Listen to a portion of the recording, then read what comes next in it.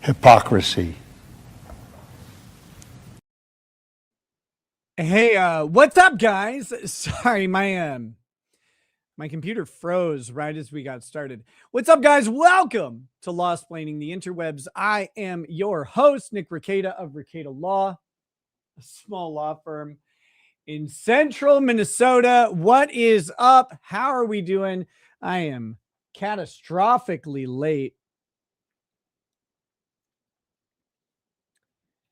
I apologize for being too late and too gay in French.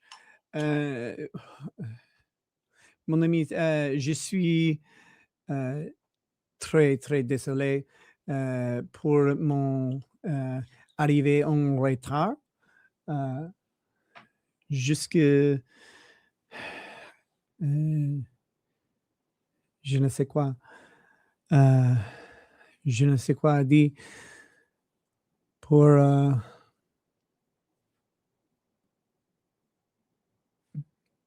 being en retard. I don't know how to say being. Oh, wait, no, it's to be is what? It's suis. Pour je suis en retard. There you go. There you go. I apologize. Yeah, I had to make dinner for the family. I was making dinner for the family. It wasn't like a chore. And what the fuck? And what is all this shit? Go away. I was making dinner for the family and it took a little longer than expected. I apologize. It's too late to apologize. But I hope you all are doing really well. We're going to cover this Tyler Robinson hearing. I'm less formal today. Yes, I am. But that's because I was making these guys. They're like they're little tacos with steak and peppers in them. And so I didn't want to wear a jacket while cooking.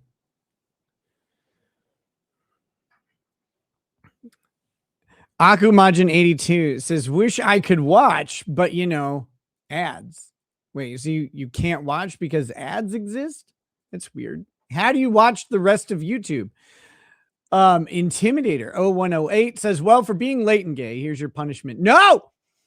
Do you know why artists have a hard time trying to draw dragons? Because they have to draw them to scale. Ah!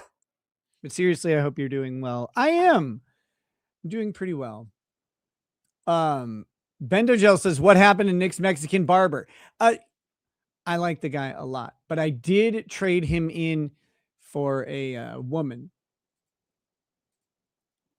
Who, by the way, that bitch, she cut my hair too short. Of course she did. That's right, Beebs. I'm calling you out in public. She cut my hair too short, which first hurt my feelings and second hurt my ego, I guess. The next thing she did was I was late. I was late to my hair appointment. Go figure. It's not just you guys. I love you guys, but you're not special. I'm late to everything. I was late to my hair appointment. She fucking calls me out on Twitter. That was that random tweet. If you guys happen to see it, it's like, hey, Rekieta Law, you're 15 minutes late for your appointment. And I was like, you know what? Shut your damn mouth.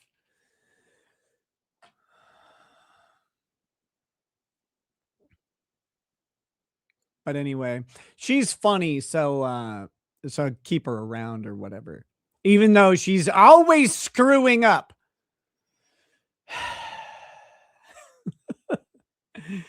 Aaron Troyer says, thank you for taming the ferret on your head. See, that's what I went in for. I went in to get the like overwhelming, like, because the back of my head had a lot more, or had like a lot of hair that was growing. And it was like, okay, I want less of that, but I like having stuff up front to mess around with. And it brings dynamism. this is dumb, but it brings dynamism and depth on camera. And it's less about if it looks good, because it doesn't always look good, and it's more about if it's grabbing attention and creating movement and space and catching light. Those things. This is all very deep YouTube, so deep that it's probably pregnant. But yeah, so it'll grow back, probably, maybe not. Maybe I'll go bald. Actually, I learned on Twitter that I am bald. So that was cool. This comes up every now and then. They're like, "You're bald." We understand things differently.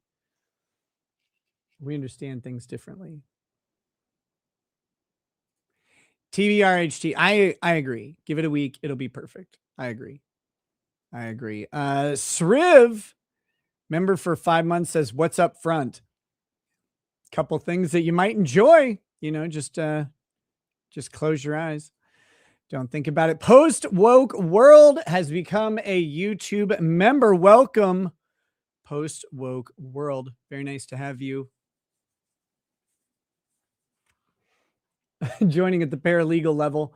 We'll get the banner going in just a minute here. Nern 8087 says women care about their hair. I'm going to let you in on a secret, Nern. Women care about their hair and yours. They do. So very important. Very important. Matt himself too is gifted 5 Ricada Law memberships, and now we are cooking. We're all the way up to 6, which is basically infinity, which is awesome. Thank you guys for that. Okay, so we're these courts do stuff, and it's very important that they do stuff. But one of the things that they do is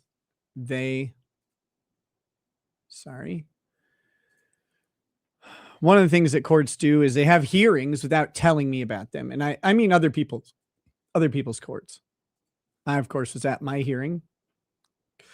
So I'm a consummate professional. Oh, if you want to know why I was late to my barber, I won't tell you what about, but just know I was screaming at the top of my lungs at part of my legal team. So that was fun. Oh God, guys, being a lawyer and having to have someone else do the work, your case, is the worst punishment. It's the thing that justifies, God is like, okay, I guess lawyers can exist because I'm going to do this to you, and there's nothing you can do about it.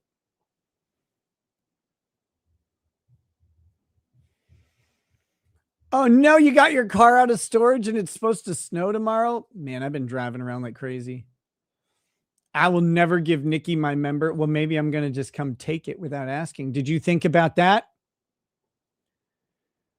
Camo Corral, I'll put the super tip link up in just a second. I'm getting all my stuff pulled up here. I had to restart this computer. It's been running too long. Someone mentioned new laptop. Yes, you can actually see the tablets right here. But I haven't transferred everything over yet. It takes all this fucking streaming stuff is like in different areas of my computer, and getting everything moved over is just, it's a pain in the ass. And I really don't have time in general. DX Mania 95 gifted 10 memberships. Oh my God, that is amazing. You are a hero. Everyone should probably give you a standing ovation right on your member. Sriv says, how many court dates have you been late to? What do you think about that?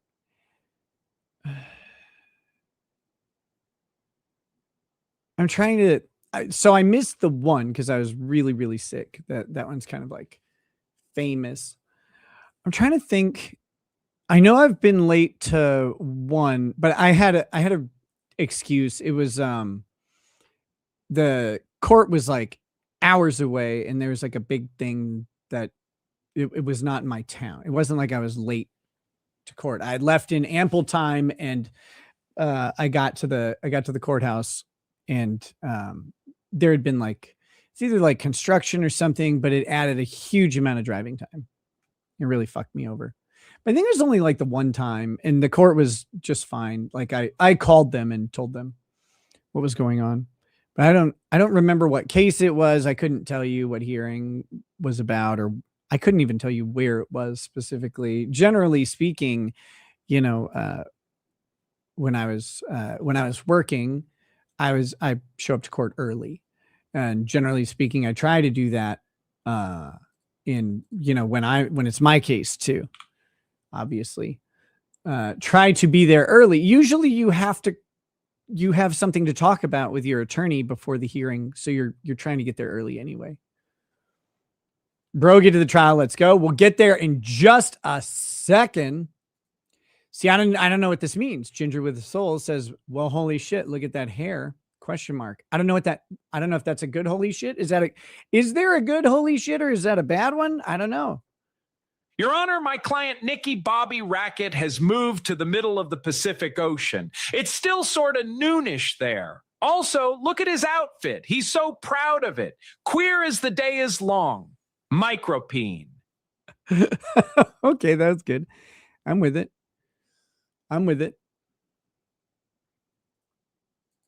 It means you're balding. There it is. Hair's looking sharp. See, we got to stop that. We can't have that kind of stuff going on. Did you see your second favorite place? The SPLC is being charged. No, I didn't. What are they being charged with?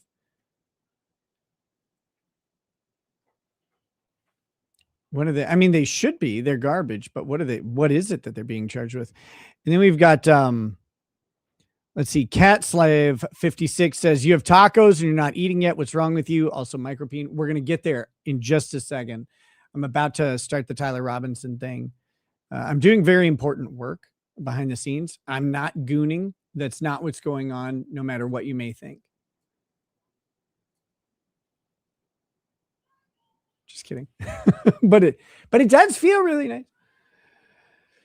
So, guys, I think this fucking Tyler Robinson hearing is like legitimately 6 to 7 hours long.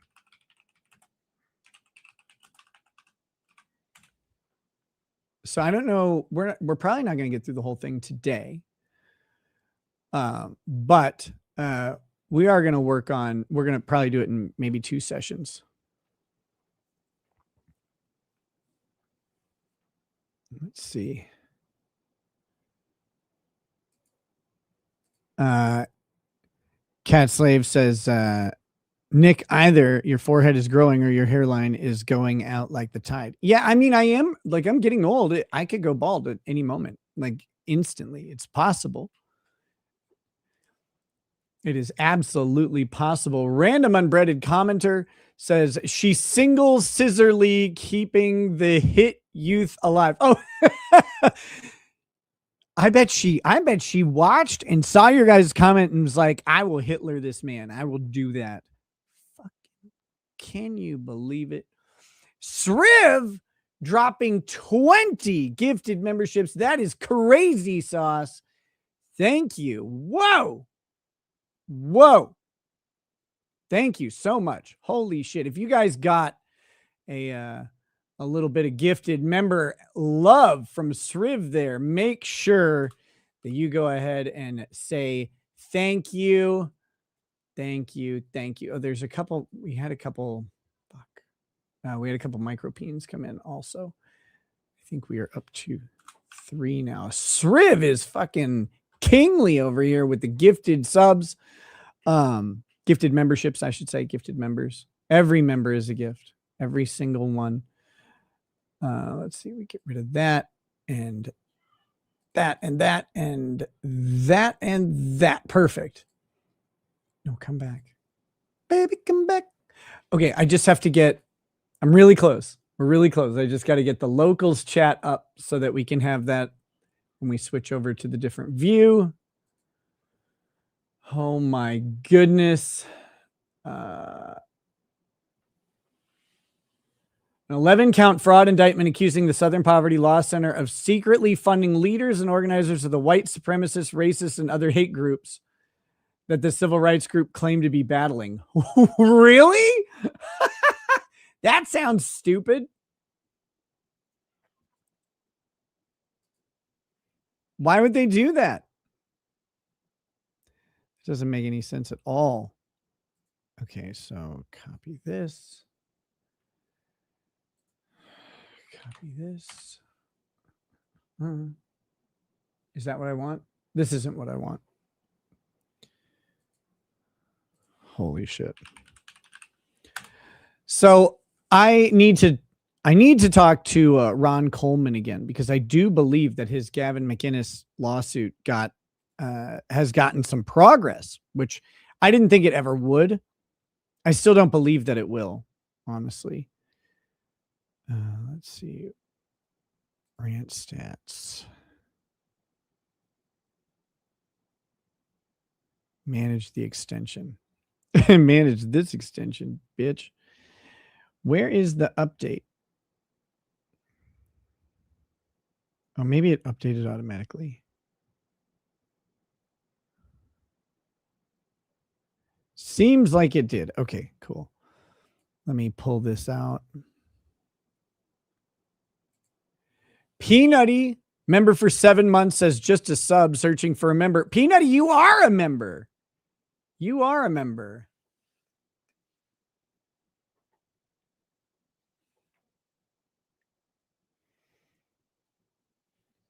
You're the member. Oh my God. Okay. So I think we're good here. And then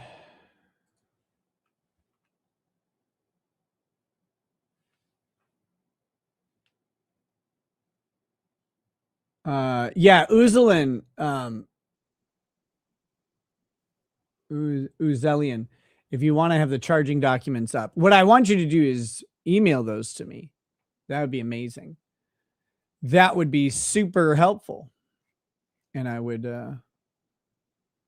I'd treat you so nice. All right, let me get OBS set up, and I think we're about ready to go. Let me just get.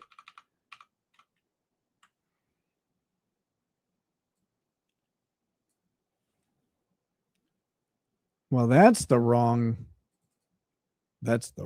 thing, cowboy. Okay, so this is 97. Why would you be gone?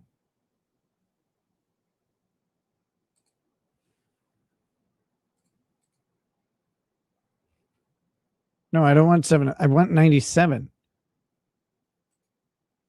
Not that one. What the fuck is...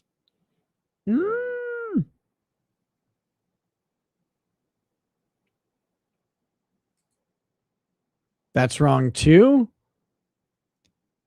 Why isn't it recognizing the one window that I need? I need this one, you stupid whore. Apologize to all the whores out there. That was uncouth of me.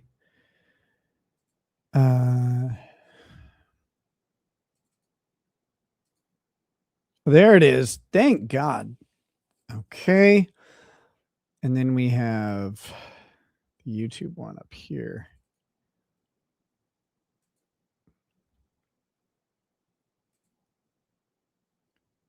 Okay. We're so close. We're so close to starting this up. Good God.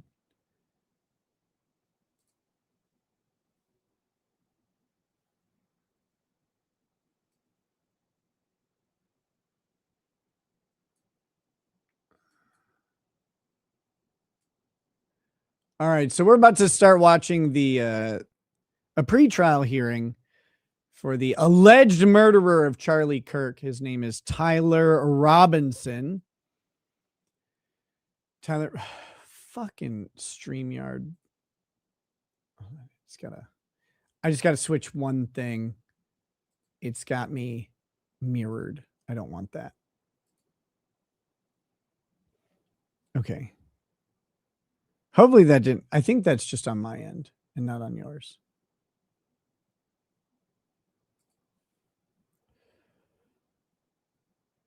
Okay. Yeah. Perfect. All right. So he is alleged murderer of Charlie Kirk. This is pre-trial. His defense team, which consists of the same defense team for Corey Richins, has asked for a massive extension. And really, when you think about it, who wouldn't? Corey Richins is guilty. The biggest problem with Corey Richins' case was that she definitely did it. So that was a big problem for her. Tyler Robinson has a very complicated and difficult and, dire road ahead. He is most likely going to be found guilty. Whether you believe he's guilty or not, that is the most likely outcome of what is going on here. And that's based on the pretty obvious way that courts operate. So his defense team is scrambling to find anything. There are allegations of various conspiracies and stuff like that. And those may or may not be true. Who knows? But that being said, it's one thing to have a conspiracy that everybody knows. It's a completely different thing to win in court off of that same theory. Usually you lose in court off of a conspiracy theory, almost always. So we're going to have to see how this is plays out. But right now they're asking for an extension, and they're going to make some pretty spicy allegations about the prosecution. So I wanted to see what was going on with that. And without further ado, we're gonna jump to the action here. And I hope you guys are ready to enjoy this with me. If you have anything you want to ask about or talk about, feel free to drop it in the chat, drop it in a super chat, drop it in a super tip, all of those things, Rumble rants, any of those things are obviously available, but you could also just use the free regular chat. Like, you don't have to pay to participate in this show. Although any contribution is obviously very, very appreciated. And it's how I'm able to do this. You could say poorly and it wouldn't be wrong. So I guess Nick wasn't too busy with additional community service to stream today. Well, no, no, I wasn't too busy to do that today. It'll be a different day. It isn't the community service. It is kids and their after school activities. They are busier than ever now that the county won't let them homeschool. Isn't that right, Kurt? But we still homeschool. So who said the county won't let us homeschool? Did Kurt say the county won't let us homeschool? We still homeschooled two of our children. The older three, my oldest son has been going full-time to school for 3 years. And then he started in 10th grade. And we had kind of decided that maybe we'll have them do all of high school at the private school. And so then my next son entered 9th grade. And so he was kind of like on that schedule that we had determined after our other son started in 10th. And then, not that this is anybody's business at all, but it also doesn't matter. My oldest daughter is just so very social. You guys have heard her pop on stream. She's very funny and like engaging. And so, she kind of wanted to go to school because she likes the social environment with her friends and stuff like that. But our younger two, we still homeschool. The county has put no prohibitions on us at all. They, this is the thing. When they investigated us, they didn't find anything. That was the hard part. They had been kind of misled by some people. MLS Making Law Simple says it feels wrong not paying to talk to you. And that's kind of what I want to foster. I want to foster that. Frederick Little says, hey, Nick, hope you and Lady Raggets are well. Saw your Vegas post on X. Glad you both had fun. We are doing very well. Thank you. And it is much, much appreciated. Happy to see you, of course. And then finally, Drex's Unused Baldo says the only thing more likely than him being found guilty is the release of Epstein's cell number 2 electrical boogaloo microbeam. Micropene. Nick, turn off ads. Why would I do that? Here we go.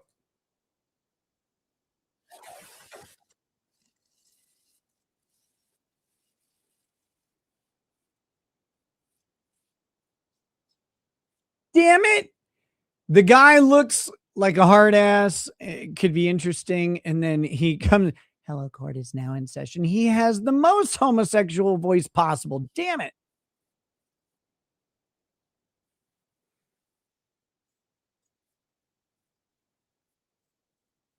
Wait, what is this? Alyssa Clips know you was with Chrissy, Nick. Maybe that's how you got the HIV with Billy. Wait, is someone alleging that I had sex with Chrissy Mayer? She's not really my style. Like, I like Chrissy. She's cool and stuff, but that's never been on the menu at all. So I don't know where that came from, but that's fun. How long is the video? 7 hours. 7 hours. Oh, there's no audio. There's no audio? How? Fucking hell. Just a moment. There should be audio.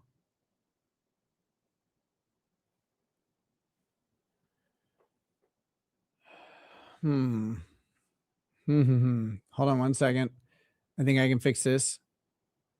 That is why.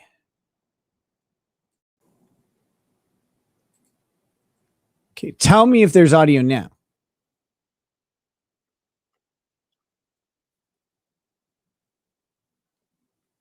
Did we got the audio from them?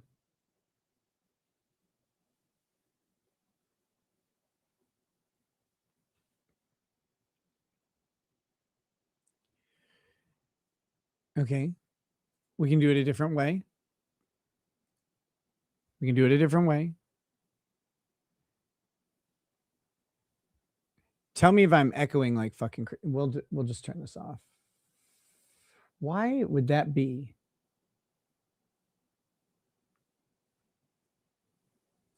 Why would that be? No audio.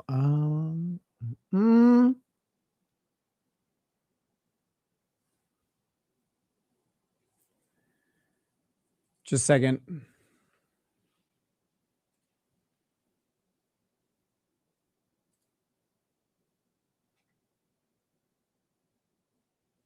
Here we go.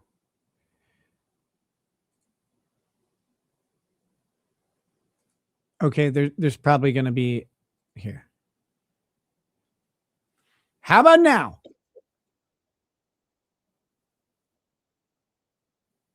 Chad Grunander. Sorry, Windows picked a different mic.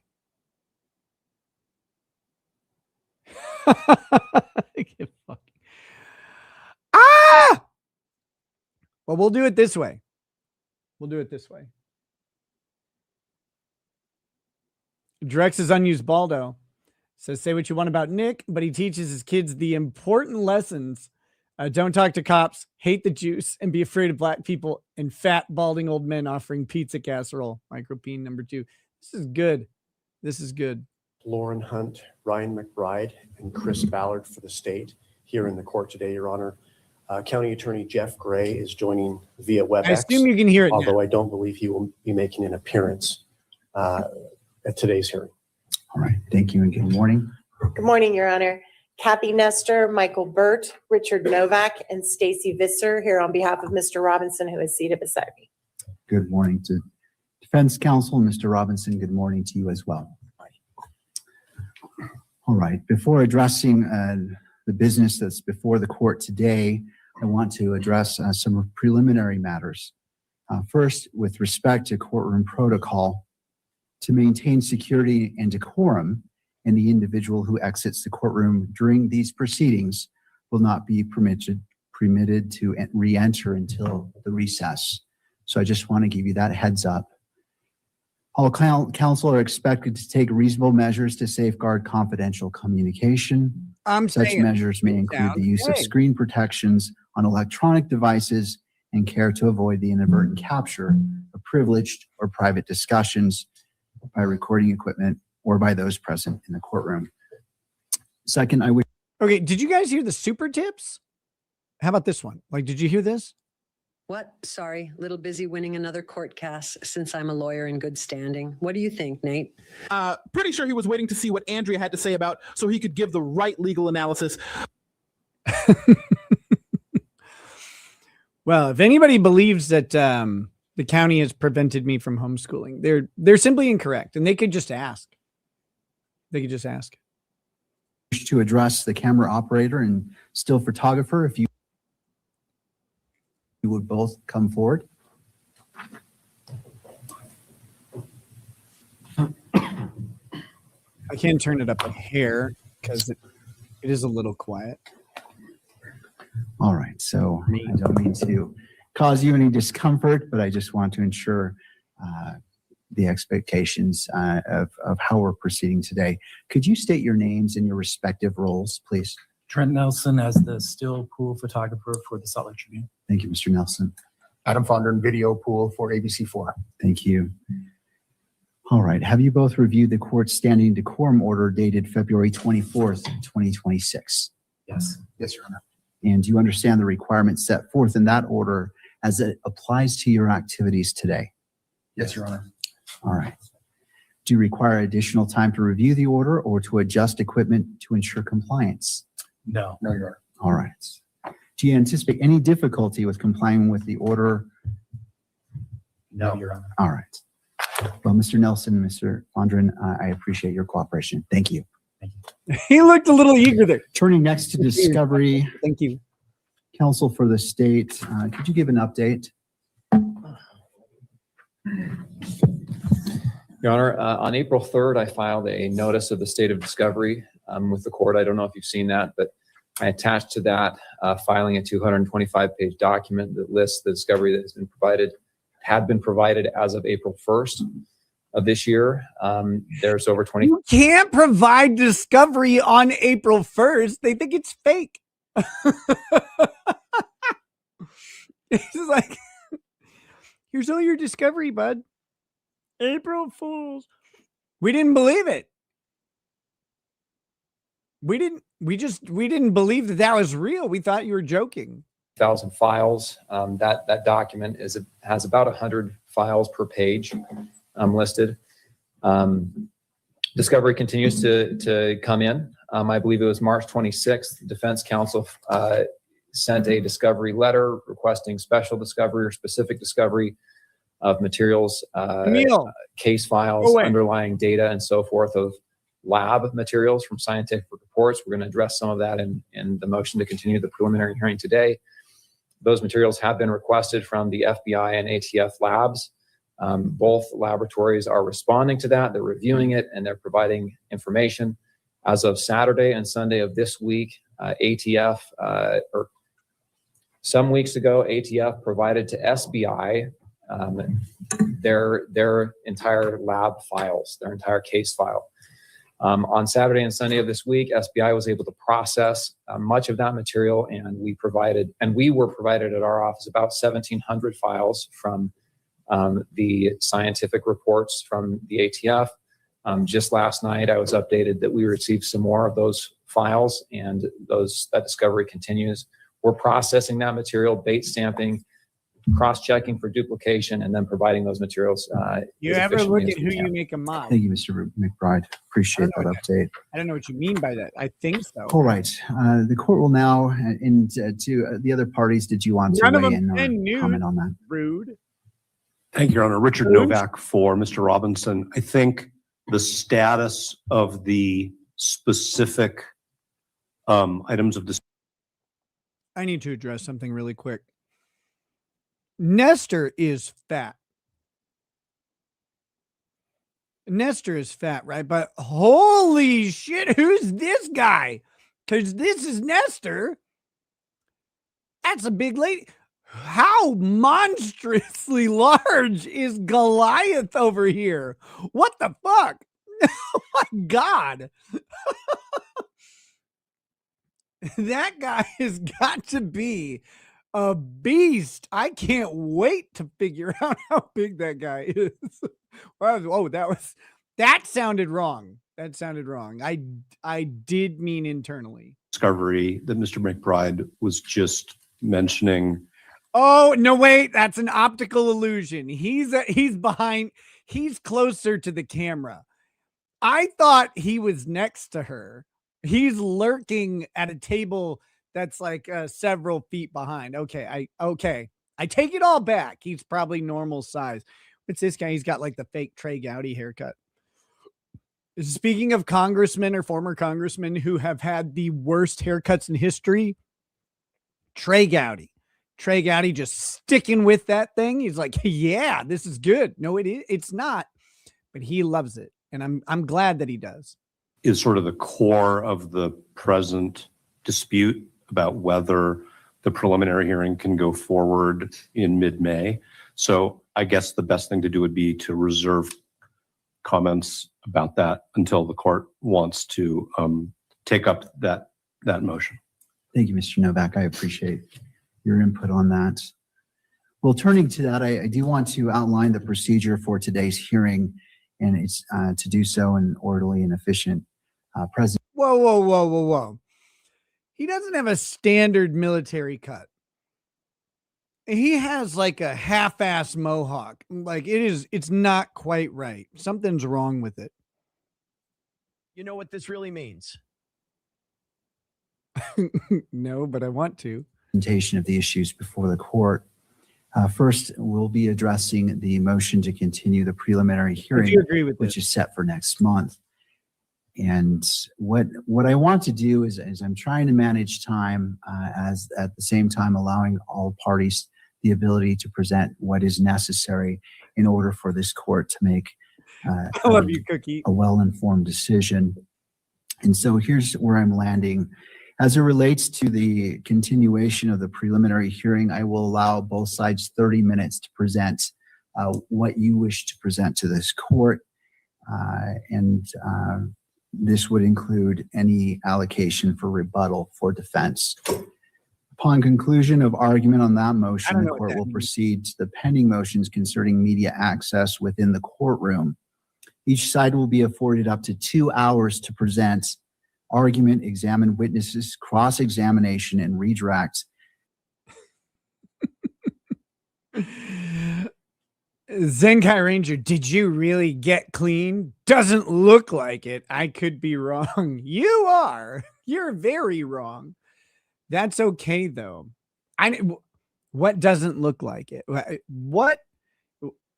Now you have an assignment.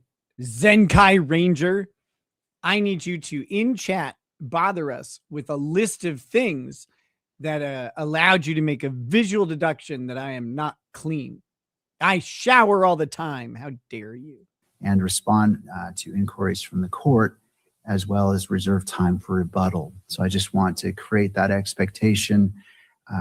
Knowing the expertise and experience of the parties, that's probably more time than you need, but I want to create an expectation so we know how to proceed. I encourage the parties to be succinct in presenting. Zenkai, yeah, I have ADHD and narcolepsy, man. Like, I'm just being twitchy. Yes, 100%. Whole life, all the time. Welcome to it. The evidence and the purposes of these time allocations is for case management and not to alter or diminish any of the parties' substantial rights. Following the defense's presentation, the court will recess for approximately 30 minutes, during which time the courtroom will be closed. Proceedings will then resume with the state's presentation. If necessary, members of the media will be thereafter afforded up to 15 minutes for... This is wild. Give up the lady and kids. Wait, like, what are you talking? You want me to leave my family? Is that what you're saying? That's very strange. Zenkai Ranger, I appreciate it, man. Yeah, no, it's been an adventure. It's been an adventure. But yes, so that's one of the things. One of the things that was, that. How do I word this right? It wasn't like a factor, but as the county had to learn that I move around a lot. My leg bounces like crazy. I self-stimulate, right? Like ADHD. People in my life had to let them know. No, like he's done that forever since he was a teenager, really. And so it's just how it is. You got to remember that you don't have to remember this, but try to remember this, that when I started this channel, I was drinking. You have never seen me prior to when I became sober. April 15th was my last drink. And then, it took a little while for things to kind of flesh out, but, you've never seen me without chemicals in my system up until then, April 15th of last year. No one online had really seen me without chemicals, some sort of chemical in my system, and alcohol is a depressant. And so until I started doing drugs many years later, you would have seen me on an actual depressant that probably was reducing the stimming and stuff like that, to be honest. But I don't know. I didn't really pay attention. It's just how I live. Any responses? The court will then take a brief recess of approximately 10 minutes. Upon reconvening, the parties may proceed with closing arguments using any of the remaining allotted time. The court will monitor the time and argument will conclude upon the expiration of that time. The court anticipates issuing its ruling at a later time via WebEx, as you may come to expect, to permit full and careful consideration of the record and the arguments presented today. The scheduling of that proceeding will be addressed at the conclusion of today's hearing. The court recognizes the significance of the matters before it and the preparation undertaken by all counsel. All participants are expected to adhere to the applicable standards of professionalism, civility, and ethics. The court finds most helpful those submissions and arguments grounded in the evidentiary record and supported by controlling authority and applicable law. Counsel are expected to ensure that their witnesses conduct themselves in a manner consistent with these standards. The court will now turn to the defense.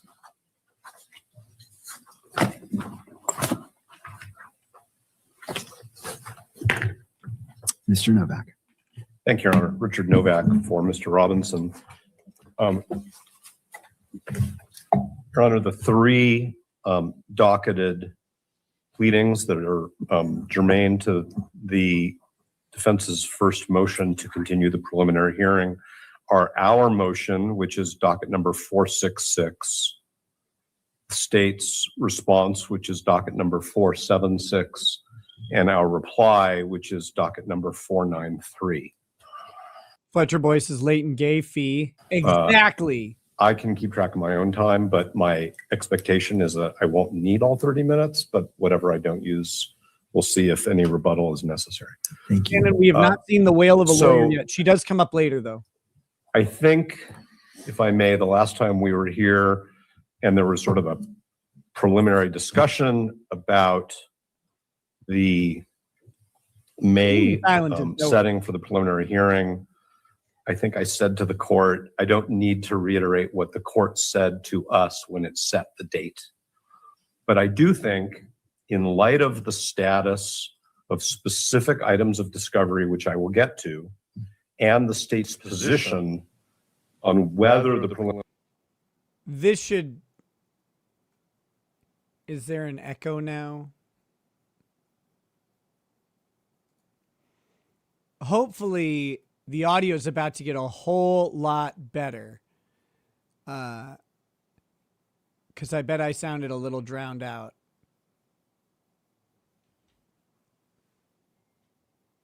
What on earth do you want? Hi. Hello? Could I buy my Amazon cart? No.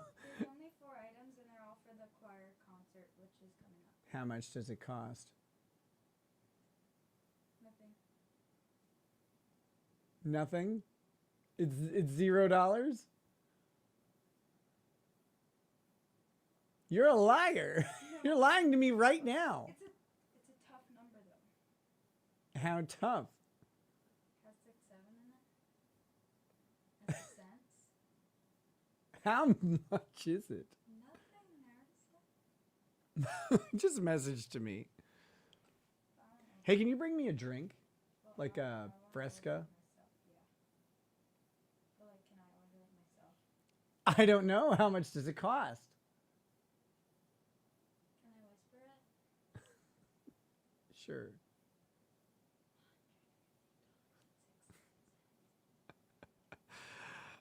Let me see. Just I'll message you in just a sec. Can you give me a Fresca? Okay. Preliminary hearing can go forward. I do want it to be clear, at least for the record, because I obviously understand that Your Honor knows what the court said, that the expression of the court back in December was that no party would be prejudiced by this setting.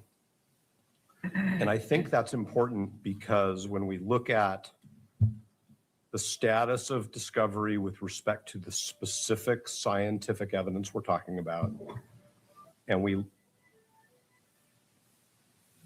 look at Did you see that glare? The phone going off. Oh my God. So you know, they're making this accusation that the state has withheld exculpatory evidence, and particularly this test that involves the matching of the rifling of the gun to a bullet fragment. And their claim, like, the claim is a little nebulous from what's been reported as to whether or not they say that the ATF says that they can't match the bullet, or that they disagree that the ATF has matched the bullet. But it's one of those two things. So they're trying to say we need all this discovery around this. Now, I agree. They should have all the discovery that they need around this. The question is, do they actually have it or not? And does it say... I didn't know which one you wanted since I'm your Thanks. favorite. And yes, you can order your thing. Okay, thank you. The question is, do they already have the discovery? Did they miss it? Is that all that's available? And, or is it on the way? Like, what's going to happen? Now, what you have to understand, if you've never been through a criminal case, is that the idea that you get all your discovery weeks or months in advance is wrong. Like, you start to get all your discovery weeks or months in advance, sure. But then all of a sudden, every single time there's like a hearing, the state decides to drop discovery like the morning of the hearing, hundreds of pages. And they're like, oh, no, you should have had time to review this. And the judge is like, yeah, no big deal. It's crazy sauce how they do discovery. So while they may be correct from like a law school classroom question perspective, where they go, oh yeah, so the discovery has to be there and blah, blah, blah. The practical application of discovery rules in a criminal case don't play out the way that it plays out in the actual rules. Like, it doesn't work out that way. You get fisted over and over and over on discovery by the state. And this is not unique to my county. It happens all over the place. If you talk to defense attorneys about some of the shenanigans the state gets away with dumping discovery literally the morning of a hearing or even in the middle of a trial. And they're like, oh, we posted that 700 to 1,200 page document, this morning at 6 a.m., which is plenty of time before the 7 a.m. hearing. It's fucking crazy. Article 1, Section 12 of the Utah Constitution, and we look at Rule 16, and we look at Evidence Code Section 1102. It is clear that Mr. Robinson is prejudiced by the preliminary hearing going forward My life's over. as scheduled at this point. And it can't even be remedied in the next 4 weeks. Even with death penalty cases. Yes, with all cases. With all cases. I very much appreciate the update that Mr. McBride provided. He actually provided that to us before the hearing. But the bottom line is that we don't have from the prosecution team, and I'm going to explain what I think the prosecution team means in this context. This doesn't make that much Data sense. which is in their completely random, possession, because the casing doesn't go which is down the barrel, so clearly it shouldn't really have the rifling discoverable marks under on it. Rule 16, Casing has different marks. which is what the Constitution of Utah refers to when it talks about appropriate discovery. And that brings up the reliability question under evidence code. It can be section decided by 1102. stipulation, or the judge So- can make rulings on it after something called a motion. There in is limine. no doubt that the ATF Hello, my and the dear. FBI have data files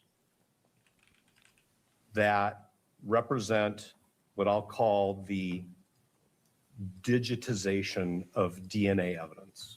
The Digitize DNA this evidence, literally baby. the collected evidence, is physical evidence, which is specifically addressed in Criminal Procedure Rule 16A1C. And then when it's digitized, and it may be that experts will tell me that's not the right word, but when it is converted into data that can be analyzed, data sets that can be utilized in DNA analysis, that's electronic evidence under Rule 16A1C. And we don't have that, and Mr. McBride acknowledges that we don't have that. And when I say we, I mean the defense, from either the ATF or the FBI. Now, Mr. McBride, I think, said to the court, he did say to me, that the ATF has just recently given SBI some files. SBI has turned over some of them to the Utah County Attorney's Office, but not all of them. Nobody. The This defense is has not yet crazy. received them. So neither Mr. McBride nor I actually know if these data files, the raw data upon which He's all only available DNA by super tip, analysis Aaron. has been done, or have been produced from the ATF to SBI. And we don't know if it's gone from SBI yet to the Utah County Attorney's Office. The FBI has not turned over anything, according to Mr. McBride, that might include the data files, because there has been no production by the FBI in recent months in what I'll call the DNA area. We did make what Mr. McBride called a supplemental discovery request some weeks ago that set forth with great specificity the forensic related documents and materials that we want, including those data files. That's actually attached as an exhibit to our motion. But that was not the first. How many precious metals does this guy's last name have? Like, holy shit. I'm sitting there looking at that that trimmed down, grayed out afro, and I'm like, woo! Oh my God. Silver, gold, and platinum, titanium, palladium, steen. Jesus. Time that we asked for Actually, not Jesus. He killed that guy. these data files. And I am not casting aspersions at Mr. McBride and his team, because those data files are in the possession of their federal law enforcement partners. We're not asking somebody to go looking for a needle in a haystack. Hey, there might be some piece of evidence somewhere. Can you go looking? We know that these data files exist because we have summary FBI and ATF reports summarizing the data analysis. Whoa. This is important. Talking Trash and Truth says it was decided in Pretty Antisocial's chat that Lady Rackets is undeniably gorgeous. She is a beautiful and striking woman. Yes. And by striking, I mean she's on strike. No, I'm just kidding. She really is. She really is fantastic. And I've said it before, and I'll say it every time. I don't know of anybody on earth who can wear a dress as well as her. She's so fucking good at it. Random unbreaded commenter says, tell Good Logic to come get his people off this case. You had him killed. Get out. Aaron Troyer, please bring in the dreamy bass voice judge. He is not going to be present, at least I don't think, for this trial, but you can find him anytime you want at supertip.gg/RL.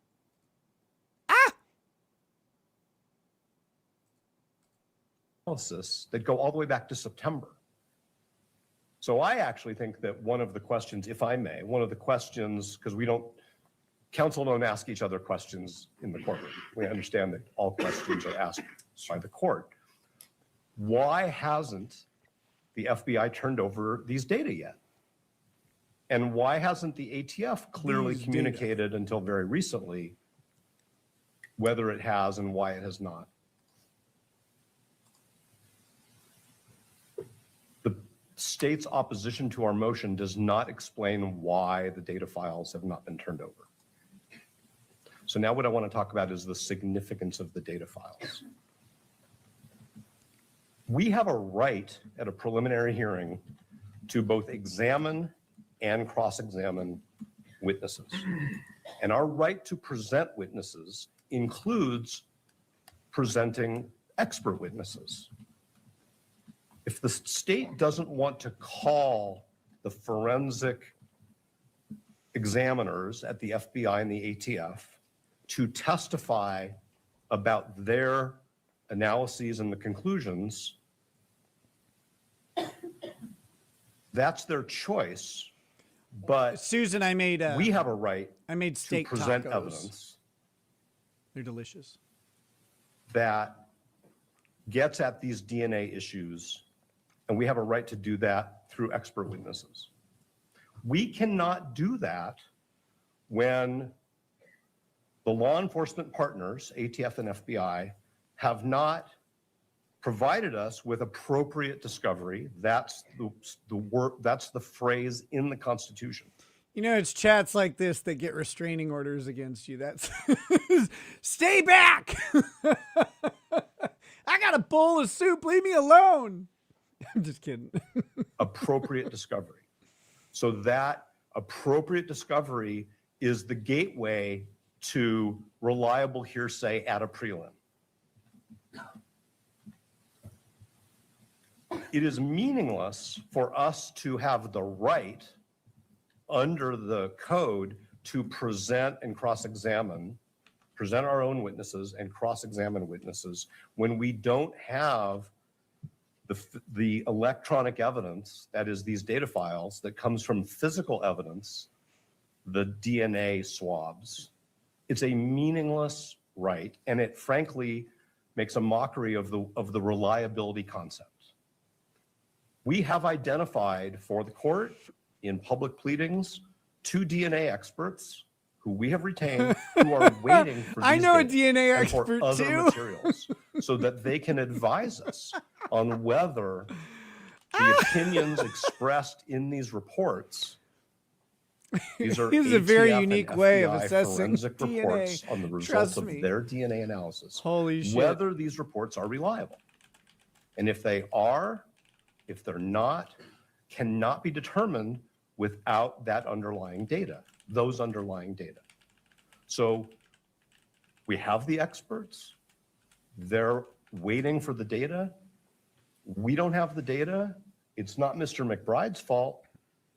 It's not SBI's fault. It's the law enforcement partners who have had these data files since September. Like, it's been over 6 months. And many of the DNA reports that they produce are also dated September. And I could go through each one of them if necessary, but maybe I'll do that in rebuttal because I don't With a want to little run bit out of time. less screaming autism. We can't present any expert testimony on DNA without having the underlying data. Second step, if the state doesn't want to call the forensics examiners from the ATF and or the FBI as witnesses, we also have the right to call them as witnesses. We have a little bit of a jurisdictional problem because we're in state court and we're not in federal court. And so we have these TUI regulations, which I'm sure the court is familiar with and are addressed in our reply brief. And I have personally been in contact with counsel for the ATF and counsel for the FBI who have not said, yes, we will make these witnesses available. They have said, why don't you get us some subpoenas, which are, by the way, not enforceable, but they're subpoenas. And could you give us a more definite statement of exactly what you want them to testify about? But I can't examine those witnesses without the data and without the data files being evaluated by our DNA experts. The state suggestion that we just put these reports in through Rule 1102 before really calls into question the concept of reliability, because there is no way for this court to evaluate the reliability of those conclusions. There is no adversarial testing if I don't have those data, if I haven't been able to give those data to our DNA experts, if they haven't been able to tell us what they think of the data vis-a-vis the conclusions in the reports. So we have a problem with adversarial testing. It's a critical stage.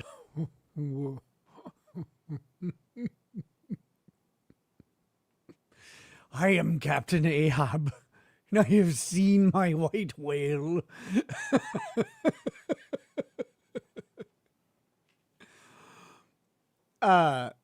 Look.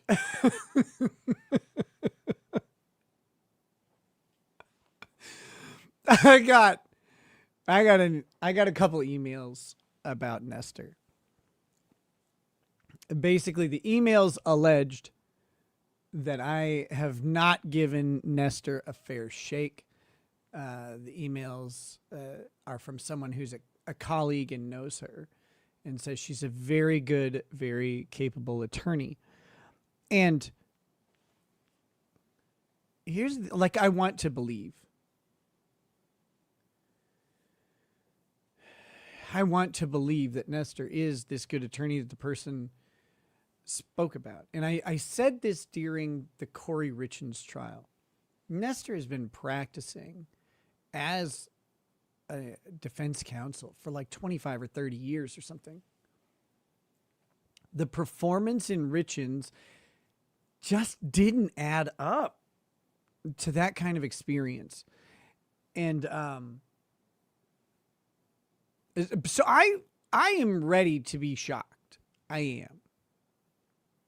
am ready to be shocked by Nestor, and we'll see if she's any good. I have no idea. Like, she did not do well in Corey Richens, but Corey Richens is a really bad case because Corey Richens was so guilty. It wasn't a question. No one's like, you know what? Maybe she didn't do it. She did it. She did it twice. She would have done it more times if she could have. She literally did it twice. That's the funny part. I just said that as a throwaway comment. She definitely fucking killed that guy. There's no question at all. So that maybe that was the problem. I don't know that she's going to have a better case here. Like, this is a rough one. Tyler looks so guilty. I don't know how. Man, if they pull off this miracle, I'll fly out there and go to Weight Watchers with her or whatever. Like, but I just wanted to comment on her jacket. Her jacket is actually, it's not a black and white checker pattern. That's actually several thousand jackets stitched together to make one that'll fit. Of the proceeding, we are basically handcuffed under the state's proposal, which is the court receives into evidence I'm down with reports that. Like, let's which do that. we cannot in any way address the reliability of. And so this actually goes all the way up to the Utah Constitution, See you which later, Ben says Ramler. that reliable hearsay is admissible if we have appropriate discovery. Appropriate discovery, again, is Fuck reliable hearsay in all of its forms. fuck reliable hearsay. It is the worst. Reliable hearsay is a shitty, shitty rule. All right. Reliable hearsay says that someone who is not qualified to talk about something can still say it. Reliable hearsay was used against me in the family court proceedings where they had a non-expert testify about a certain test. The non-expert couldn't tell you anything about the test, couldn't tell you whether the test was reasonable, unreasonable, what the effects of those data would be, or anything like that, but was allowed to introduce into court a number that she didn't understand, that she wouldn't understand, that she could not explain, that was completely unuseful in any capacity. Because it was quote unquote reliable hearsay. Well, how do you fight reliable hearsay? Guess what? You can't. You can't cross-examine someone on reliable hearsay. Because the question is not, is this number or is this thing accurate, verifiable? Is it true to your knowledge of the situation? The question in reliable hearsay is, did you read or hear what was said? That's it. That's the fucking test. It's awful. Reliable hearsay should not be allowed in any courtroom ever.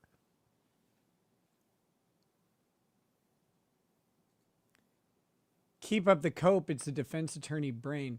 Dude, that's not cope. That's how it works. Did someone read the thing? Again, you don't get to go into what the thing actually is, what it means, whether or not it's possible, etc. You don't get any of that. You don't get to cross-examine the statement at all. The question is, did they read or hear the statement that was said? Reliable hearsay. And then the reliable part comes from that statement is made on like a certain type of document or from some sort of report. Like there's a bunch of different categories for it. But it's an unacceptable evidentiary standard, in my opinion. The constitutional phrase. But it also implicates, because it's a critical stage, Mr. Robinson's Sixth Amendment right. And as I addressed in our reply brief, the heightened reliability concerns that the Constitution reminds us of in any capital proceeding. And heightened reliability isn't just reserved for penalty phase. And I provided the court with a number of cases which talk about heightened reliability being something that you're a little dangerous, nobody. Is a gloss over the entire proceeding.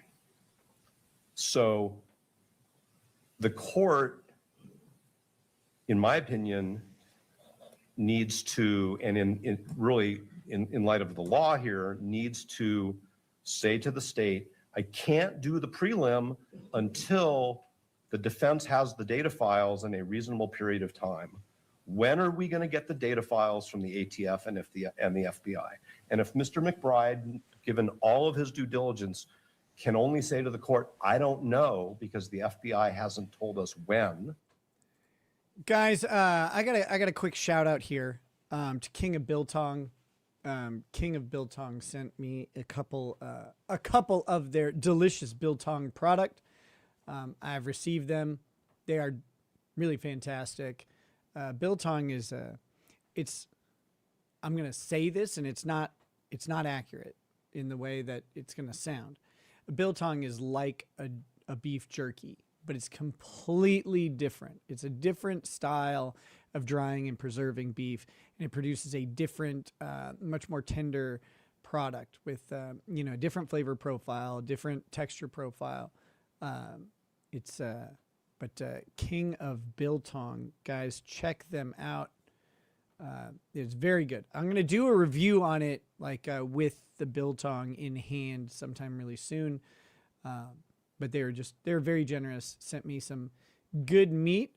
I love putting King of Biltong's meat right in this mouth, chewing it up, letting it rest on my tongue, rolling it around. And the FBI hasn't told us why, then we're just going to have to wait. We're not interested in postponing this for the sake of postponing this. We're interested in having a meaningful testing of expert reports, which the state It's better than Field of Greens because it's wants the meat. court Field to of Greens just is receive into gar- evidence is under grass. 1102b4. And that's not reliability. That's not reliability under the constitutional test, which requires appropriate discovery first. It's not reliability under the 5th, 6th, and 8th Amendments. And, I'm not in the business of telling the prosecution in any jurisdiction how they should do their job. But the state chose to proceed Yes, you are. by way of That's literally your job to do. That is your preliminary business. hearing instead of proceeding through a grand jury. And this is where we are. Yes, BiltongUSA.com is the website for King of Biltong. Thank you, Neurodivergent One. Thank you. I really appreciate you sharing that. And you can use promo code NOSE to save 10%. Why did I say it like that? 10% on your order. Go order a lot. We have a right under the Constitution to have appropriate discovery before this court receives into evidence what the statute says is reliable hearsay. And if the court says, oh, you don't need the data files, then we believe that 1102b4 is unconstitutional, as applied in this case. If we have the data files and a meaningful time to evaluate them, then the state has fulfilled its obligations under the Constitution, and the reports can be received at least statutorily as reliable hearsay, subject to our right to present evidence through direct witnesses and through cross-examination. So I think other than what I've said so far, I would be repeating myself. And if I've not used my 30 minutes, then I'll save the remainder for rebuttal. Thank you, Mr. Novak. Turning to the state. Rob Price says this guy's argument and act is about as appealing as the micropeen chicken plucker. 56 months. Yeah, sure.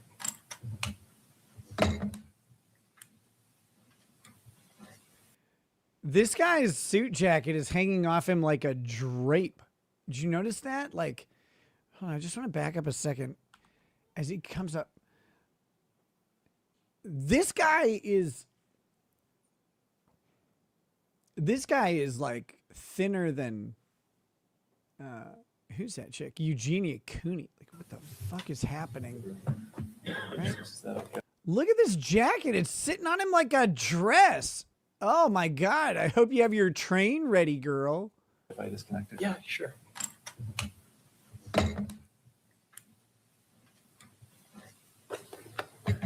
Get it cinched in. What's wrong with you?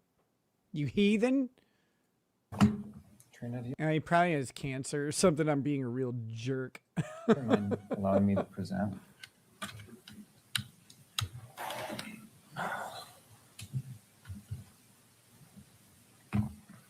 I have a feeling his voice is going to have estrogen in it. It's just something about it. Catch you later, King of Biltong.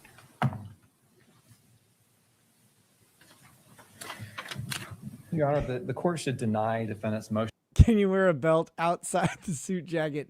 You can. That'd be funny if he did that. Like women wear accent belts. If you had one on there, like gold discs on the belt. Oh my gosh, it'd be fantastic. No, you just go in, and the tailor will just take in 2 inches on the waist. Like, it's not that big of a deal. Some people are shaped a little different.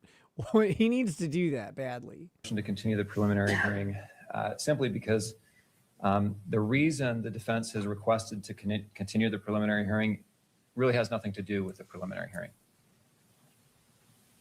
It's unnecessary, the continuances. It's necessary to expert discovery. It's necessary to expert notice. It's necessary to a 702 hearing.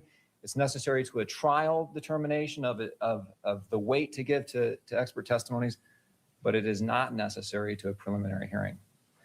Now, before I jump into my argument, Your Honor, is my screen sharing?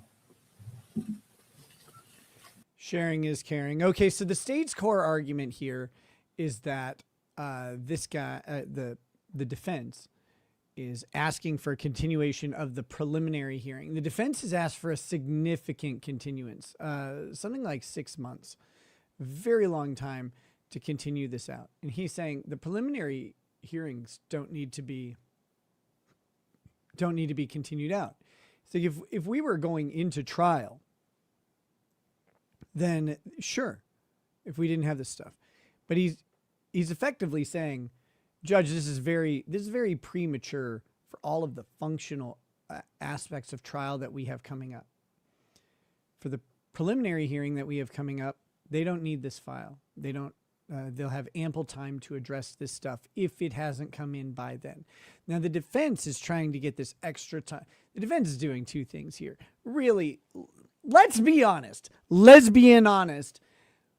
The defense is doing one thing here. The defense has already accomplished their goal of this continuance request. The defense has a headline out there.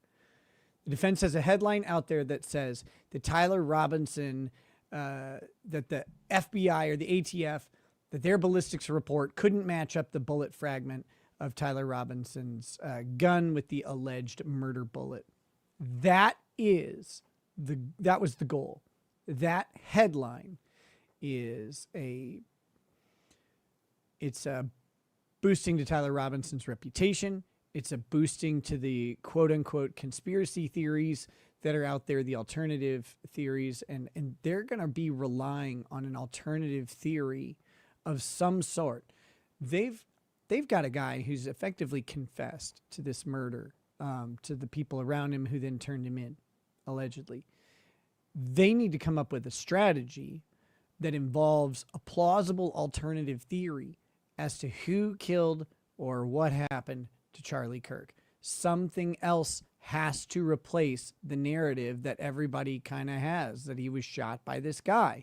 Because it kind of seems like he was shot by the defendant. Like that seems to be the case. And everything else I've heard sounds fucking crazy. Now, maybe there's a theory out there that I'm not aware of, and that's okay. But that was their main goal. The main goal was the headline. The actual, I mean, the delay would be nice. The delay is going to give them more time to prepare, the more time for, witnesses to die. Anything can happen. You want to delay some of these things out because maybe the whole landscape changes when something goes wrong. I don't even mean anything nefarious, but someone might get sick and die. Someone might get hit by a drunk driver. You never know. But if you do your trial now, that's not going to happen. If you do it in 6 months later, a whole lot could happen. So, their main goal is to fight the public narrative that Tyler Robinson is obviously and notoriously guilty. They want to fight that narrative.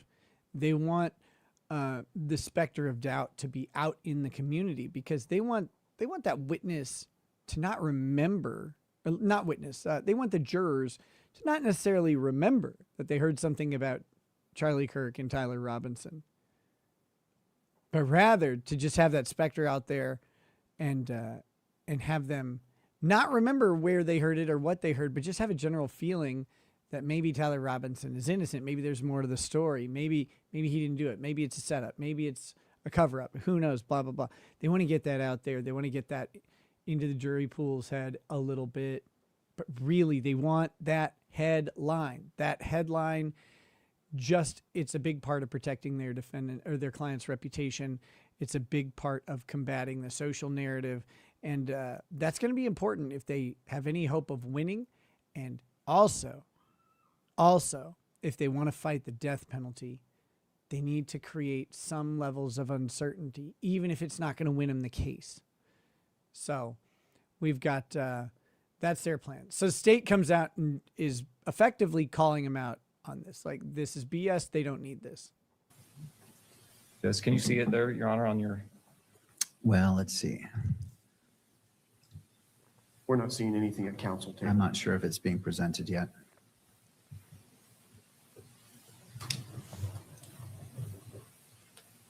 Make sure I've got my settings right here too.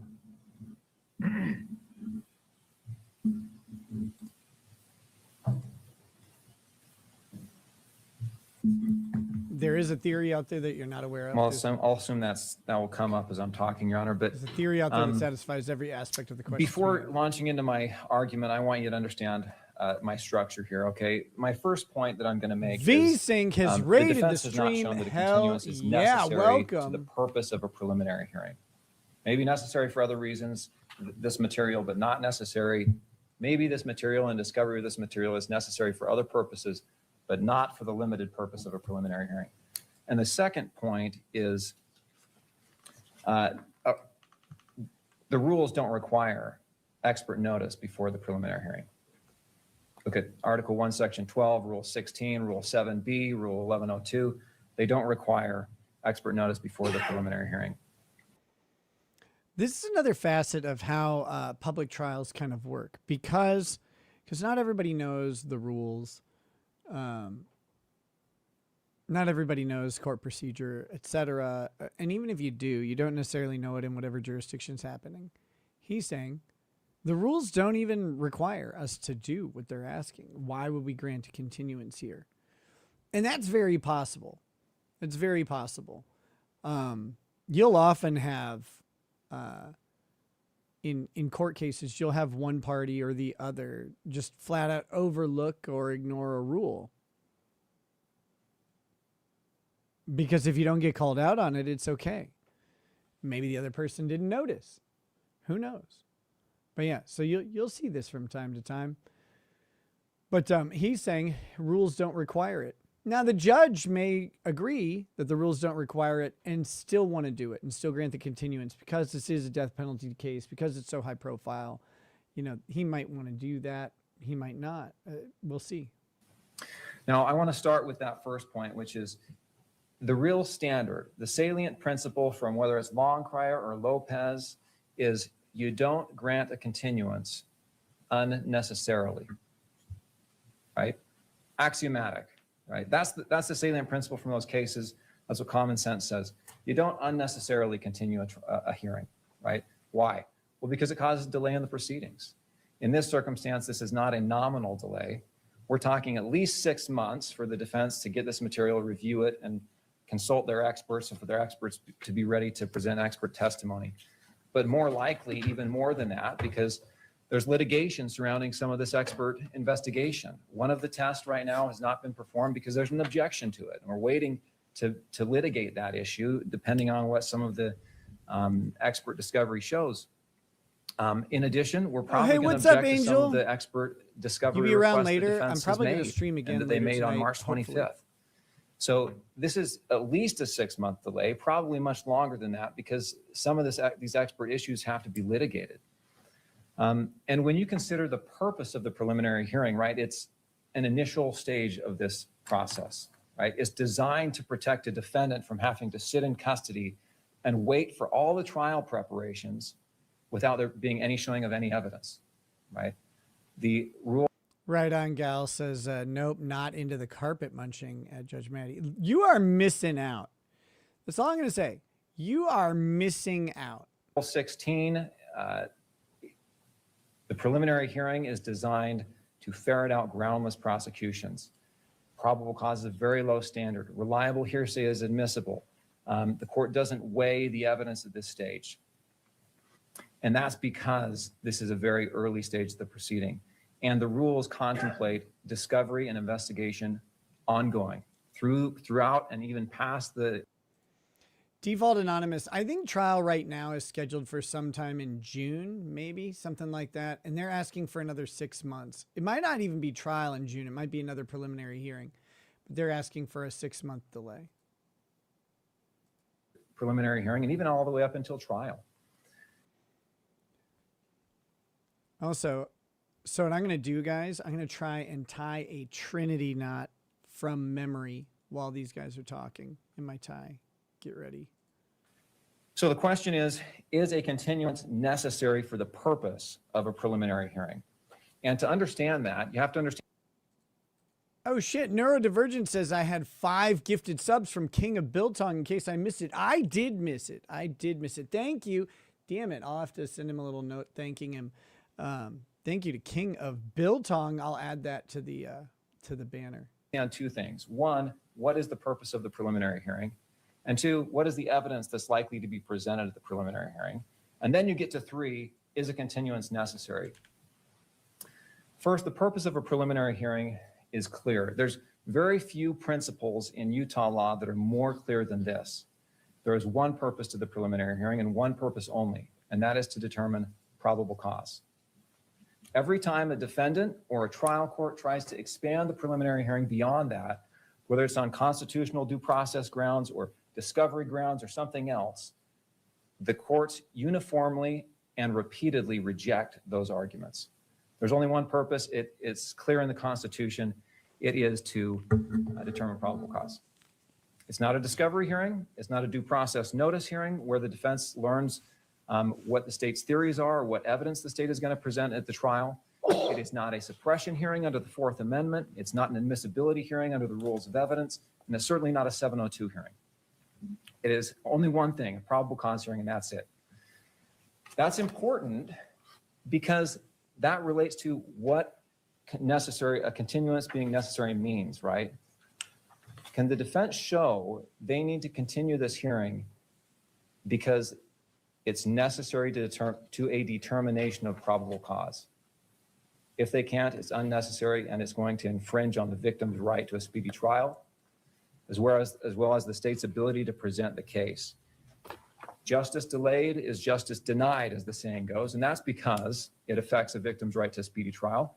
It affects the public's perception of legitimacy of the prosecution and the judicial system, and it has real effects on the evidence that may be presented at trial. Witnesses become unavailable, memories fade, evidence grows stale. And so the court should not be granting a motion to continue and delaying the proceedings unless it's necessary, especially for such a lengthy period. The next stage in understanding whether or not a continuance is necessary is 1, understanding the purpose, the limited purpose. 2 is what's the evidence going to be at the preliminary hearing, right? Because if you understand what the evidence is going to be, then you can determine, well, is what the defense wants to present, is that going to affect the probable cause determination, right? The only way to know that is to know kind of what the evidence is going to present. That's why Lopez says you listen to the evidence first, and then you should consider, in that case, whether or not the defense should be able to subpoena the victim. Shit, I have this way too And I think long. the same analysis applies here. Listen to the evidence first, then you ask the defense, well, what are you going to present? And will it be necessary? Will it be relevant to a probable cause determination or not? Put another way, will the defense be able to show that whatever evidence they want to present is likely to defeat probable cause? If they can't make that showing, it would be an unnecessary continuance. So let me give you a proffer of what the evidence will be at the preliminary hearing. There's really 4 categories of evidence. The first is surveillance from UVU. Now, UVU has a great surveillance system, and they capture the defendant coming on to campus at about 7 a.m., or I think about 8 a.m. Okay, it's clearly him. He's driving his gray Dodge Charger. I should say he's from St. George, so this isn't just a casual passing by Utah Valley University. This is a 3.5-hour drive from his home, 250 plus miles from his home. They captured his car pulling into the Utah Valley University parking structure. He gets out of the car. He's wearing his favorite Hurley hat, a maroon t-shirt, shorts, and Converse shoes, the same clothing he's wearing when he turns himself in the next day. Clearly him. There's good facial images and everything. He walks around campus and he scouts Good facial campus images out. on Pornhub too. He then leaves the campus. UVU surveillance then captures him return later. He returns on foot right before the Charlie Kirk event. He's wearing a disguise of sorts. He's wearing a baseball cap, different baseball cap, pulled low. He's got sunglasses on, a different shirt, different. 100% salt and pepper. I want my hair to start turning gray. Holy shit. Yeah. No, I would never. I don't want to darken it back up or anything. Let it go gray, baby. This is where the tie gets weird. Pretty sure I got this right.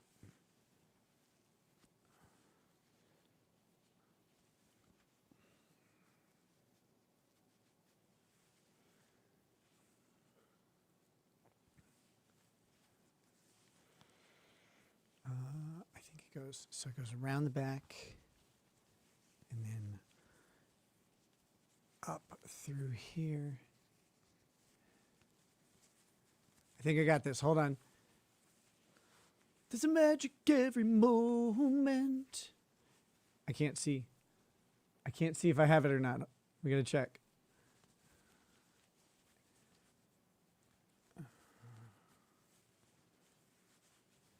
Do I have it? Do we have the Trinity knot? I can't tell. I can't tell. I don't think so. I think I did it wrong, but maybe not. Oh no, we do. We do have it. We have the Trinity knot, y'all. Hold on. This thing gets tucked up here. This is why it's weird. No, you know what?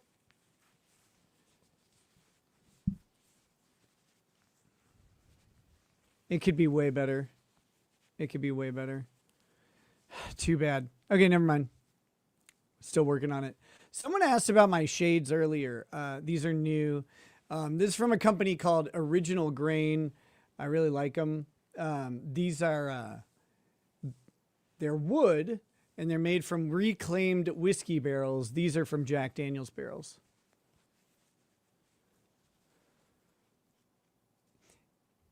Yeah, I'm trying to learn how to tie this new tie. I don't actually remember. Of course I can just use a double Windsor, but I'm trying to learn different ones. Here we go. Pants, but the same Converse shoes. That's all seen in the surveillance. He's limping because there's a rifle down. Glasses don't like you either. The surveillance captures this individual. Again, I don't want to overstate the evidence because the pictures of his face at this time are not as definitive as they were earlier because of the sunglasses and the hat. Hey. But it captures his face, captures his appearance, his height, his build, all consistent with how he looks earlier in the day and how he looks today in court. But he makes his way to the rooftop, makes his way to the sniper's perch on the rooftop, takes the shot, and then runs to the northeast, drops off the building and runs the northeast of campus into a wooded area. That's all captured on video. Okay, that's the first category of evidence, is the video surveillance that shows the defendant on campus taking the shot. The second point is circumstantial evidence tying him to the rifle. Right in that wooded area, police find the rifle. In the rifle is wrapped in a towel. In the rifle, they found 4 rounds, and these are 30-06 Remington rounds. That one has been fired, 3 have not, consistent with the shot at Charlie Kirk. And all of these rounds are unique in that they have inscriptions on the brass.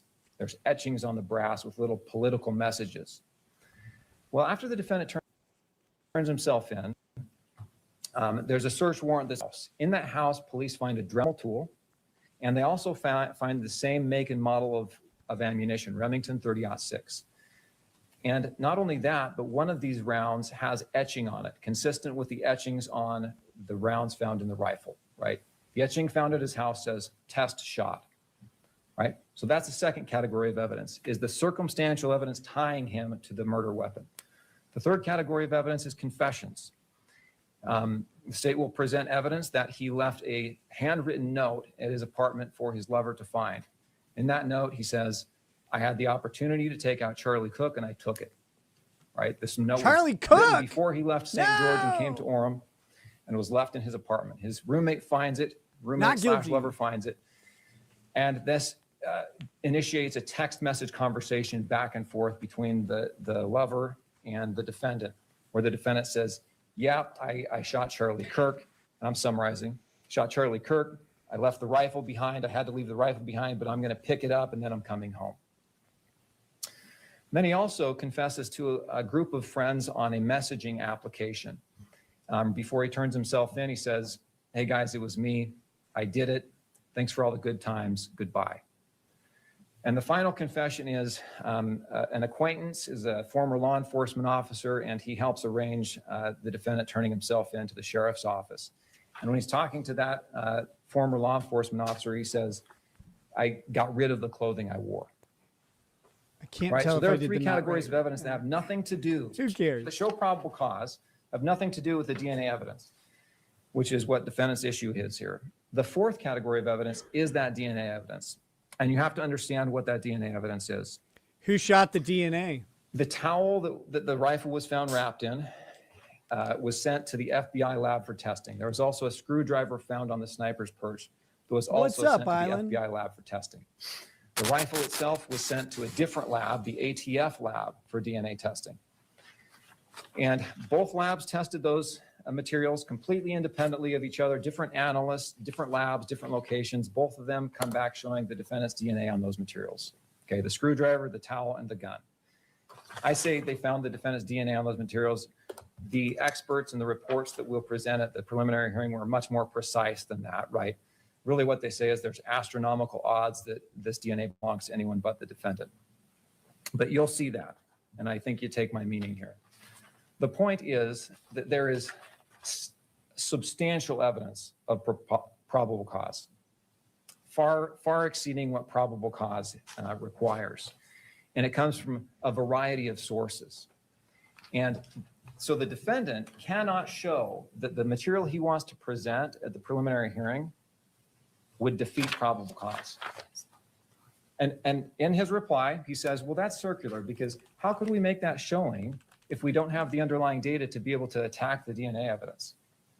Well, first of all, that attack wouldn't even affect those first three categories of evidence, right? The confession, the circumstantial evidence tying the defendant to the rifle, or the video evidence, right? But even if they were to find some expert that would say both labs independently got this wrong, and even if they're to find that kind of expert, which I think is speculation and probably against the grain, but regardless, you take that assumption, it still wouldn't defeat probable cause, because at this stage, the court doesn't weigh contrary evidence, right? The standards are very clear. At this stage, because it's such an early stage with such a limited purpose, the court views all evidence in the light most favorable to the state, right? That's State v. Virgin. So in summary, the defense has not shown that the motion to continue is based on the purpose of the hearing, a fair determination of probable cause. They just haven't shown it, and they haven't even tried. And I think one of the reasons they haven't tried is because they know that these are experienced practitioners. They know what the standard is here. It's low. Sunken Cathedral says, easiest case in the world for the defense. However, they appear to be compromised. They're turning down help from the people who solved this case on Twitter. If you think this is the easiest case in the world for the defense, you don't, I'm sorry. Like this case is massively difficult for the defense. I've seen some of the stuff on Twitter and some of the analysis, and like, I get it.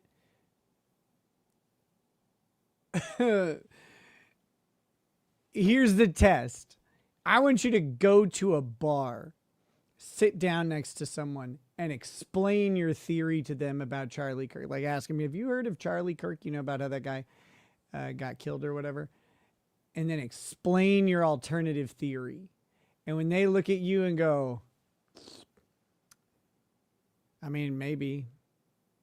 That's when you know that your alternative theory is not going to land at all on a jury. Not a chance.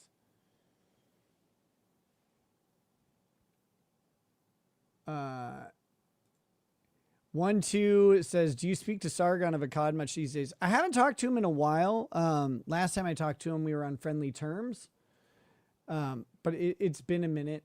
No particular reason.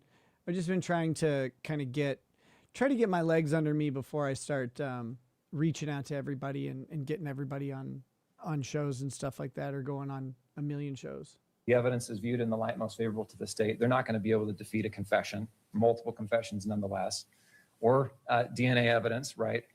And if the continuance was granted, it would affect the victim's right to a speedy trial And frankly, like the Lopez case, it would obviate the repeated and express admissibility of reliable hearsay at preliminary hearings. And that leads me to the second point, which is a textual analysis. So the defense says, well, Article 1, Section 12, Rule 16 require expert discovery before the preliminary hearing. I'm going to try to see if my computer will present again. It's not outputting video. Why isn't your computer presenting?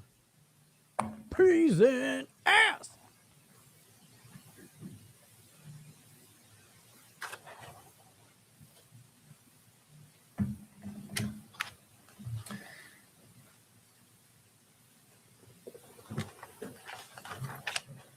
I'm showing it's connected.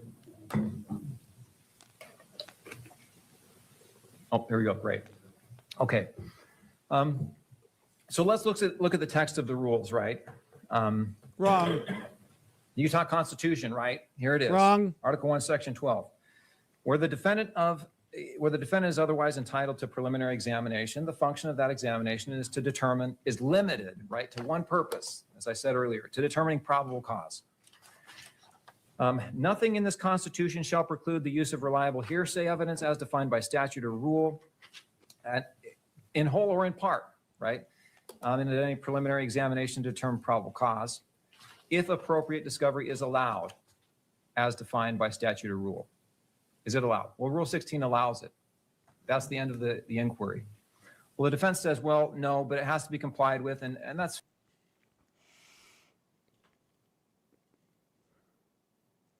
what he's doing right now is something that that is often not done by filthy fucking casuals of law. All right? What he's doing right now is really important. He is reading what the law says. He's just reading what the law says. People don't do this anymore. They assume what the law means. Defense did this, right? So he said reliable hearsay is fine if discovery is allowed. He didn't read the rest of it by rule or statute. So the state comes back and he says, yeah, if discovery is allowed by rule or statute. Well, guess what? Rule 16, discovery is allowed. Therefore, it's over. It is so over. What's your argument? Discovery is allowed. They've gotten discovery. Now, they're saying that they haven't gotten sufficient discovery, but discovery is allowed. Therefore, all of this other, the rule is now fulfilled. It's satisfied. It's done. People do this in many, many contexts, and just sort of something we'll probably talk about on the, if I get to do a show later tonight, which I am planning on going for a little bit longer, taking a break to go hang out with Lady Raggets a bit, and then doing another, like a members only stream where we might talk about this. In my own HRO case, not mine, but in Patrick Melton's HRO case, there's this controversy over a letter, etc. And the people commenting on it have not, and you can tell they haven't read the statute. They don't read the statute because the answers are in there. But they also just don't have any concept of what the purpose of the statute is. They overlook those things, and they just gloss the parts that they want to gloss, or ignore them, or haven't read them. And this guy's just saying the Constitution says this, yeah, but what does it say? And that's the thing that needs to happen more in legal analysis, especially on YouTube, in my opinion, is, but what does it say? What does it actually say? Because people will tell you what things say, but they won't read it. They won't go through it. They won't read the actual words that are on paper.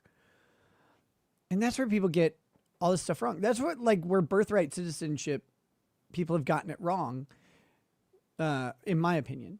people have gotten it wrong and why the Supreme Court is analyzing birthright citizenship right now is because they leave off the statement and under the jurisdiction thereof.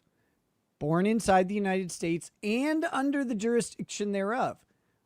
And people who say, well, if you're in the United States, then you're under the jurisdiction of the United States. Well, then why the fuck would they put the statement there? That statement meant something. And what we heard at oral argument was the people who are opposed to birthright citizenship laying out the congressional record that shows that jurisdiction is not automatic by presence. In fact, illegal presence is necessarily an undermining element to jurisdiction. You can't be under the jurisdiction of a country if you're surreptitiously there. The country's unaware of your presence, and you're not under their authority. You are not under their, they could put you under their authority. If they catch you, if they find out and catch you and arrest you and subject you to the criminal processes that exist, sure, they can exercise their jurisdiction and authority over you. But jurisdiction's voluntary. It's voluntary by who holds it. They don't have to exercise their jurisdiction over you. They can just say, fuck off, squad. We have rules and you didn't follow them. You're outside of the rule book. We choose not to apply the rule book to you. We'll put you on a plane and send you back home rather than subject you to our jurisdiction. Well, if you're never under the jurisdiction, your anchor baby doesn't work very well if the Supreme Court finds that to be true. Now they should. Will they is a different question. But that's what the 14th Amendment meant. That's what the 14th Amendment meant. And we know that because that's what the guy who wrote it said, as is brought up in oral argument. But you'll still find people who deny that. Now, the reason the Supreme Court may not rule that way will entirely be practical. It'll be the question of, well, we've been doing the 14th Amendment wrong for so long. There's now an expectation and unraveling it would be too difficult, et cetera, et cetera, et cetera. They don't need to do that, though, because they don't need to retroactively apply it. So they can just say from now on, no more anchor babies because the birthright citizenship rule was incorrectly applied and doesn't exist. And that's not a proper interpretation of the law. And then Congress can come back and pass a law through the INA that establishes birthright citizenship if they want. I'm getting off in the weeds here. But this is the thing. What does it say? What does it actually say? The next time you're arguing with somebody about the law, ask them what it fucking says and watch them equivocate, back down, and well, it means that. No, what does it say? What are the words? Watch them quiver a bit. Fair, I guess. So let's look at Rule 16. So here's what Rule 16 says. Look at the mandatory disclosures. And you're welcome, Post-Woke there's a World. And you distinction here asked that I think me, is important. am I a One night owl? is the use of the language here. Oh, yeah, girl. Prosecution team. When I'm we up talk about very late mandatory disclosures under most A1, nights. we're I haven't been streaming as much lately, but that's going to change. I'm in the process of ironing that out. But typically, when I'm on my full schedule, my shows are pretty much daily, 11 p.m. to 2 a.m. Central Time. Sometimes, in the past, we would go till 3, 4, 5 in the morning very frequently. So once we get back in full swing, that's kind of what to expect. And then I'm trying to work in more daytime streams and availability for trial streams. But I don't want to get rid of the nighttime schedule. That's when I'm most alert and awake. That's when I like working. That's when I know my kids are less likely, although not completely unlikely, to need something or to come into my office and stuff like that. So I'm able to just kind of do more uninterrupted work. So yes, and the goal right now, I mulled over and thought about like switching to an earlier schedule, trying to have my nights, be more to me. But you know what? It hasn't worked out. And the nighttime schedule it was picked for a reason. It's worked very well for a reason. I don't think we should get rid of it just because trials and shit happen during the daytime. talking about what the prosecution team has, right? Prosecution team has been interpreted in the case law to mean the prosecutor as well as the law enforcement. And Judge Maddie is correct. Lots of narcoleptics are night owls. Narcolepsy gets misunderstood because of the daytime fatigue and people falling asleep really simply. But it's not so simple as just like, oh, you fall asleep during the daytime and your sleep schedule's normal. It's more, the better way to describe it is that narcolepsy kind of switches the signals in your brain. When you're tired, your body sends a signal to your brain that you're awake and alert, which is weird. Trust me, because you are tired, but also you don't feel it in the same way. You feel like you should be doing something. And as long as you keep active, you can kind of keep going and going and going. The moment my head hits the pillow, I'm out. I'm out in under 5 minutes. No matter if it's daytime or nighttime. That's just typically how it goes, unless something crazy is on my mind. But no, the narcolepsy is more of like a switch, like an Uno reverse card on the way your brain communicates tiredness, or whether the way your body communicates tiredness to your brain. So yeah, very frequently you'll find me up very, very late. I don't like going to bed. I don't like missing out on something or like jumping to the next day. I don't want to do, I've got too much to do, man. Enforcement people who are working on this case. But if you go down to the timing of mandatory disclosures, it's different language that's used here, right? And I've highlighted the portion that applies here. 8, there it says, in every case, it's pretty funny, Maddie. You may have been being a smartass, and I considered that, but you were right. And reasonably absolutely available right. to the prosecutor must be disclosed before the preliminary examination.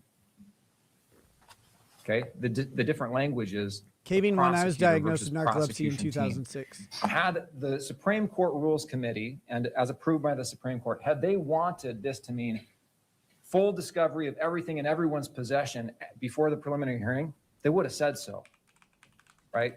The rules of statutory construction say you presume all omissions are intentional, right? They use distinct language here, and they did it for a reason. The reason is because the preliminary hearing is such an early stage of the proceedings, right? We all know investigation at the preliminary hearing stage is continuing. We all know the state, the prosecutors are still getting material from the investigative agencies. We know investigative agencies have processes for getting reports and approving reports and disseminating reports. We know expert witnesses inseminating oftentimes reports by the preliminary hearing haven't even started their work, right? The rule 7B says the preliminary hearing has to take place within 14 days where it's requested, right? This is a very early stage of the proceeding designed to protect the defendant from having to sit in custody where there's no showing of probable cause. And the rule itself, Rule 16, makes clear that discovery is ongoing. It foresees that discovery is going to be ongoing throughout the trial. So the defense argument that Rule 16 requires full discovery of this material before the preliminary hearing is a contra-textual reading. But even so, you look under A1, and what does A1 actually require as mandatory disclosures? Well, there's a specific provision that talks about scientific tests and experience. It's A1B, reports and results of any physical or mental examination, of any identification procedure, and of any scientific test or experiment. We've provided those reports, okay? What the defense wants is complete and total expert notice and expert discovery. We've even complied with A1 as it relates to what the prosecution team has with regard to the reports. Okay, so Article 1, Section 12 doesn't require discovery before the preliminary hearing. Rule 16 doesn't require full, complete discovery before the preliminary hearing. Well, is there any other provision of authority we should be looking at here? Well, how about the provision of authority that is directly on point with regard to expert notice? Let's take a look at that. 77-17-13. 1A, if the prosecution or the defense intends to call any expert to testify in a felony case at trial or at any hearing, excluding a preliminary hearing held pursuant to Rule 7, the party intending to call the expert shall give expert notice, right? It's hard for the defense to make an argument that expert notice is required before the preliminary hearing when that's not even an against the grain reading. That's a completely contrary reading to the statute directly on point. The court would have to find that this section does not apply, and it's just impossible to do that. Well, the defense may say, well, we're not requiring expert notice. What we're asking for is just discovery here. Well, no, what they're asking for is, in fact, expert notice. Rule 77-1713 talks about what expert notice is. If you Right look on, at Gal. B, right? It's Yes. a CV of the expert. the Several of report, my written family members explanation. have also had And narcolepsy then their whole 2 lives. says an expert's anticipated, if it's based on specialized data, the witness shall provide the opposing party the information of that specialized data upon request.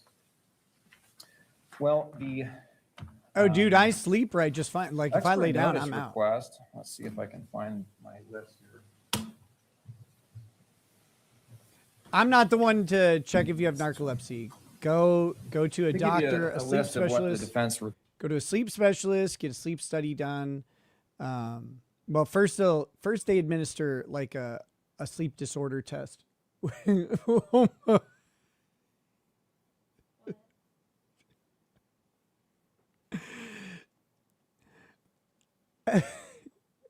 Yes, Mrs. Obama.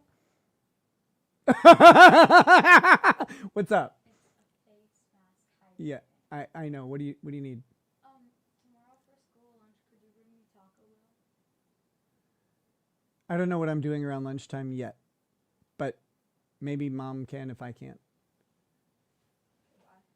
All right. Have fun.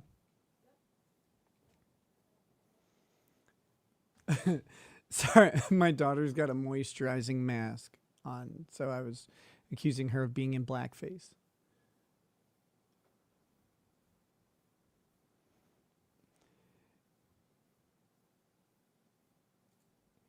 You reject my narcolepsy diagnosis. It's 100% BS. I mean, I don't know why you're rejecting it. I went to a sleep expert. My daytime fatigue and my instant transmission into sleep has been well documented long before the diagnosis, but it persists to this day. Post-woke world, yes, I have a Provigil prescription. I had to start with Ritalin for a while. They took me off Ritalin because I have a family history of heart disease, and so that was nice. But yeah, they put me on Provigil. I know some people get GHB. That's a newer one. I don't need that. The theory on GHB is that it puts people to sleep, and therefore their sleep is more restful to eliminate the daytime sleepiness. I can sleep for 15 hours. It doesn't matter. I'll wake up and I'll be tired all day. So no, I have Provigil. I've been on it since I think 2008 or 2009, but I think it was 2008 that I got on Provigil because I was on Ritalin for a couple years, and then Provigil was at the time was very expensive, and it skyrocketed in price after.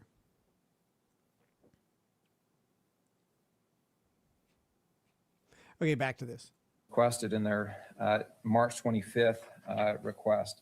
And I should mention, the defense is right. This was not the first time they asked for is this a date material. rape But when they drug. asked for this material, this specialized data underlining the report, I responded by saying, look, I don't know exactly what you want. You know, you talked about like certain software files and stuff like that. Will you please put it in writing so I don't lose what you want in the translation? And so they did. So on March 25th, they gave me this supplemental discovery request, and that's what I've relayed to the agencies. But what they want is lab case files that the government intends to use in its case in chief. I should note that the FBI has provided a lot of this material already. I provided a case file that's 380 pages long. I think clear back in October.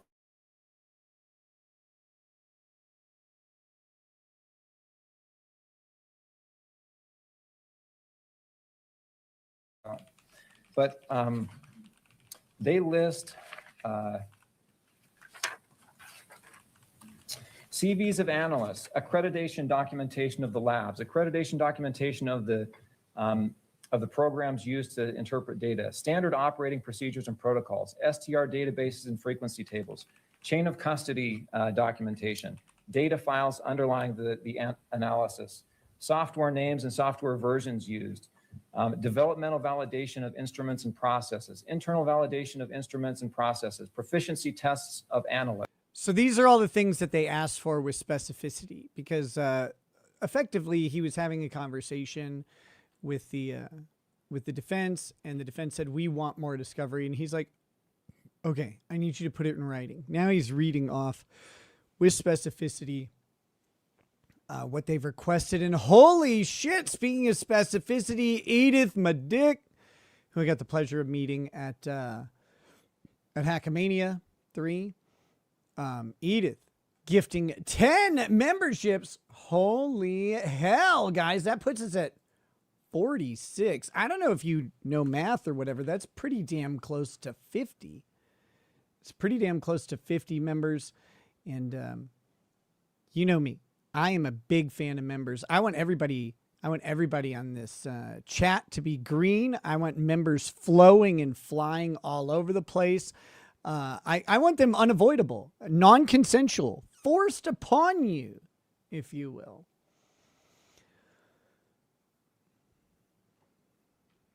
Thank you, Edith.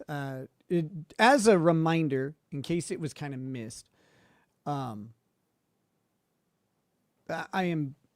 planning on running this stream for another 30 minutes to an hour, and then I'm going to go hang out with Lady Raggets for about an hour to an hour and a half. And so I'm looking at doing a members only stream starting around starting around midnight Central Time. So that would be in 2.5 hours from now, right? Yeah. So 2.5 hours from now, looking at starting a members only stream. We're going to come back to this hearing because we haven't gotten through any of it. We'll be doing this for a couple days to check out what's going on, if it stays interesting. So far, it is kind of interesting. I am curious what he's going to read. There's evidentiary stuff that happens here. There's examination of a witness and stuff like that that gets put on the stand. I don't know the context. I don't know why. But this is, of course, a very, very shameless appeal to people to make sure to get your memberships now, gift memberships now, because there is a member stream tonight. We had one last night, I think. We had a membership stream. No, 2 nights ago on Monday. We had a members only stream. Also, if you get gifted a membership, go explore the old member. There's a ton of members only content. I think I have all of it in a playlist, but you can also go to the membership tab. I keep all the members only stuff up. You can go explore it. It's open to you. Most of it's available at the $2 level. Some of the backlog may have, or the back catalog may require the $5 level of membership. And at some point I need to publish, I think all of those are published on locals, but they might not be. At some point I need to do that. I don't know how anybody could identify it reasonably, but if you can, let me know and I'll get it. Oh, Boosh. Yes. Thank you. Pin message. Right On Gal has joined at the paralegal level. That makes 47. We're 3 away from 50. 50 is an arbitrary number, and you guys know I love those. And holy shit, Jenny LJ blows it out of the water. Blows it out of the water like a Monica Lewinsky missile. Blowing things like crazy. Dropping 10 gifted memberships. Thank you, Jenny LJ. You are truly a wonderful, wonderful member, and I love having that member dropped all over people. I saw you on Auntie Deb's channel. I was laughing so much. I know you as the lawyer who started LawTube, the OG and old head. I never watched your channel before. You're entertaining and insightful. Well, that's what we try to do. It doesn't always work, but tonight's going okay. Yeah, and I love Auntie Deb in the closest to gay way that I can, but I just can't get there. Like, I'm trying. I'm out here giving blowjobs every night, and I'm like, gosh, I just don't like it. I don't like it. But I'm trying to get there. Love Jimmy. Really do, though. He's fantastic. He's a great streamer. So fucking funny also. And I look forward to doing all kinds of work with him in the future when we both start our OnlyFans. Audit records. all of that material may go to expert qualification, the qualification of the labs, the methodologies, may go to 702 issues, but it doesn't go to probable cause. Okay, especially when you've got to view this evidence in the light most favorable to the state. And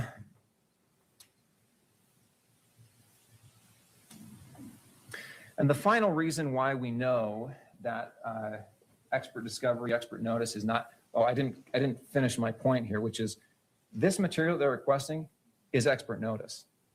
Like that's. Kristen's Parrot said what? Says, I am enjoying your channel so far. Your insight is helping me enter, I think, just better understand this case. I think the enter is autocorrect of better. Thank you. You're welcome. And as the trial approaches, I'm going to be covering this more and kind of getting people caught up on what I believe is the important stuff. I think the Tyler Robinson case is going to be widely watched. I think it's going to be a very important case to cover. We'll be doing, I believe, unless something crazy happens, I'm expecting to do full trial coverage of it. If you guys, here's one of the deal. People have talked about like wanting the panels back from like Rittenhouse and Johnny Depp.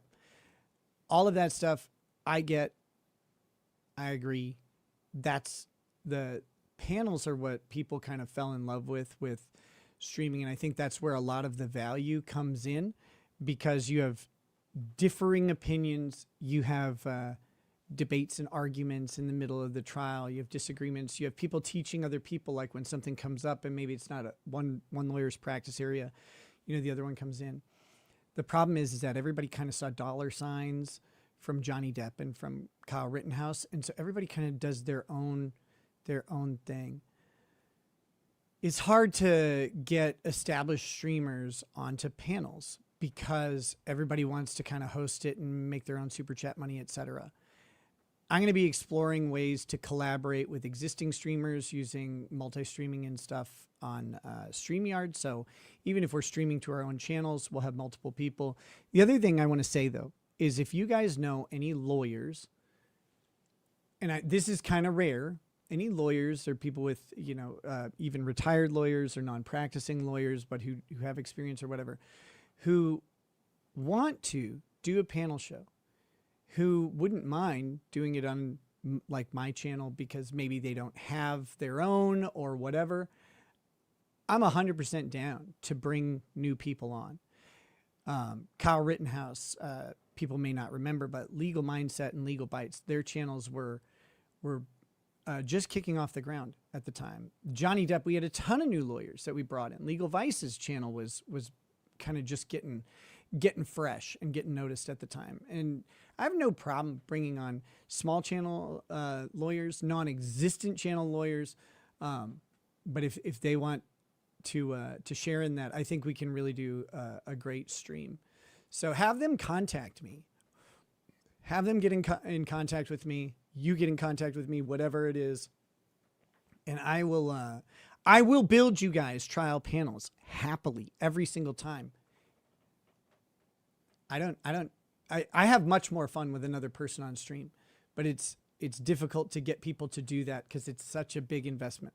Or if you know people who can only do a couple hours a day, like maybe they can't do 8-hour streams for weeks at a time.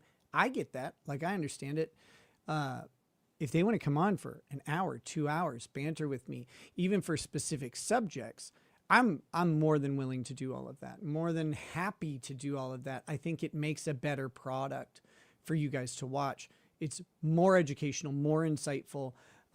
You broaden out the amount of research that's been done. So happy to collab in short and long capacities with anybody. Get the word out, though. Get the word out that that's real. If you know people, I'm not saying go hunt them down or anything, but if you know people and they're like, oh man, I'd kind of like to stream, be like, hey, I know this Ricada guy who would love to build up a panel for some of these trial streams. And it's had some small measure of success in the past. Clumsy Clairvoyance, becoming a YouTube member. Thank you so much. Thank you so much. I really appreciate it. Rachel the Riveter wants me to bring her on as the resident Utah herd.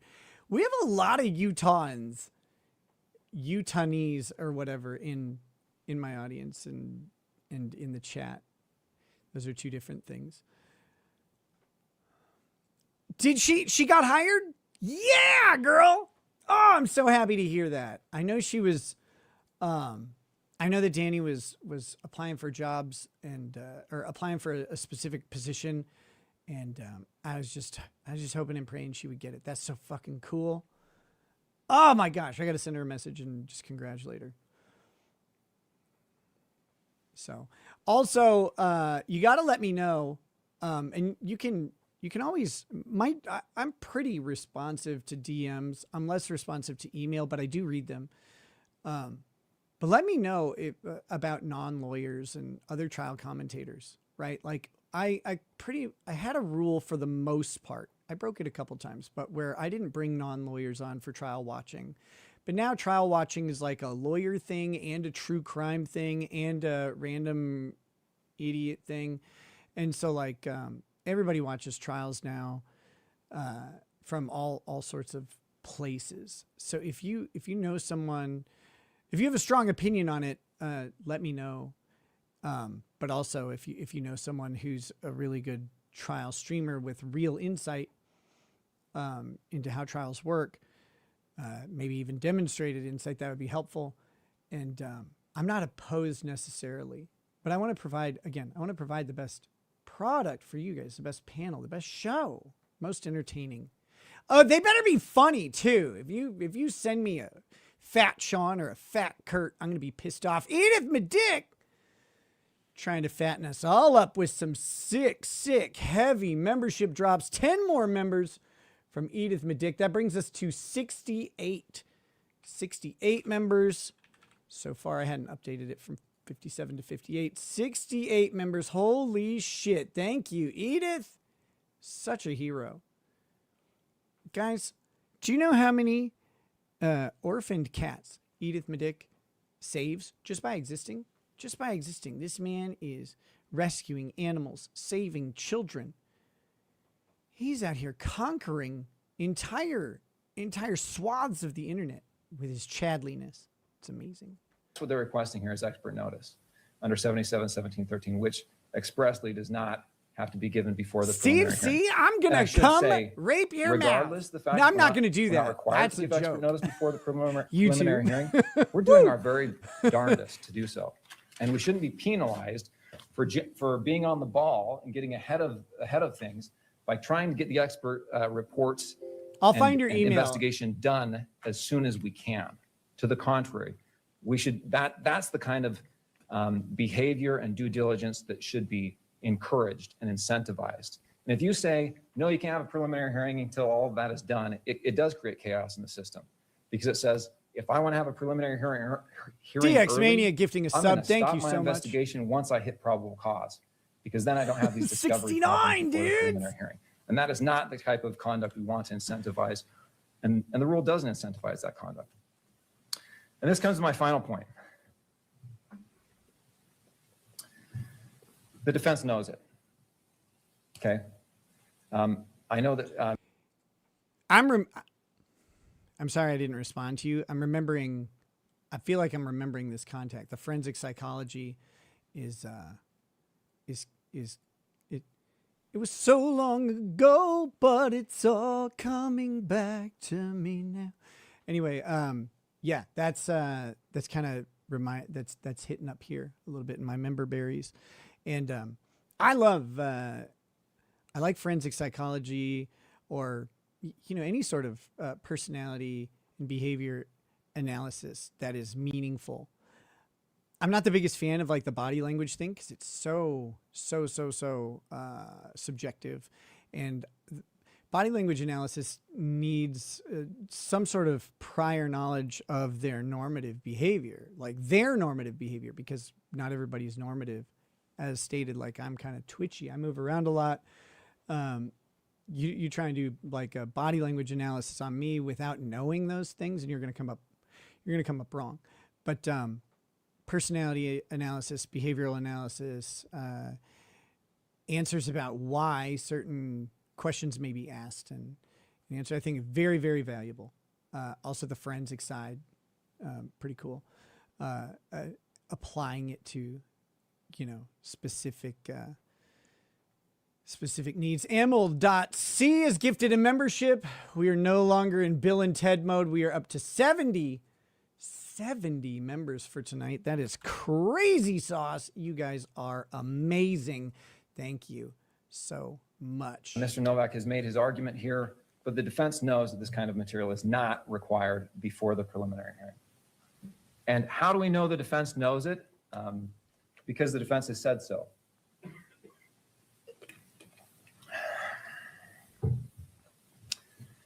In one of their earliest pleadings in this case, docket number 16, I think it's 16, the defense counsel filed their request for discovery. This is the formal request for discovery that's filed, I think, docket 16. And in that docket, they recognize the discovery is an ongoing process. You get down to page 11, and the defense cites Rule 16 saying, prosecutor's duty to disclose material is ongoing. In every case, all material that is presently and reasonably available to the prosecutor must be disclosed before the preliminary examination, right? But here's the key phrase that I think shuts the door on this argument the defense has made, is highlighted in red there. And I quote, Lady H is gifted a membership. defendant Thank you. acknowledges he does not have a right to discovery prior to preliminary hearing pursuant to Article 1, Section 12 of the Utah State Constitution. 71. Very cool. That's it. The defense concedes this point. Now, the point I'm making is what the defense makes right here in the next sentence. However, defendant relies upon this initial discovery request through trial, post-preliminary hearing to enforce their rights encompassed in the Utah Constitution to a fair, speedy trial. That's the point I'm making, is the state should be pursuing expert investigation, their due diligence, getting the investigation done as early as possible, and providing that discovery as it comes in on a rolling basis, right? And that's what we want to have happen. We shouldn't punish the state and the victims and everyone else by delaying the proceeding. So amazingly, the state is really good at stuff like this. And I mean the state in every state. Notice what he's doing here. The right to the speedy trial is the right held by the defendant. It's the defendant's right to a speedy trial. No one else's. The defendant can waive their right to a speedy trial. But he has now made it about the defendant a little bit, but the victims and the state and all this stuff. It's not y'all's right to the speedy trial. The speedy trial is for the defendant. The defendant has the speedy trial right. And it's amazing when states do stuff like this. We have two more gifted subs coming in. Treasure Island and D. What? Gifting some subs. Very, very couth of you guys. That brings us up to 73. We'll do it one at a time. We're wiener distance from 100. This is crazy. Well, some wieners are, they're better than others. Well, Corey Richens was so guilty that for her next book, she should contact Prentice Hall about writing the textbook for how to look guilty.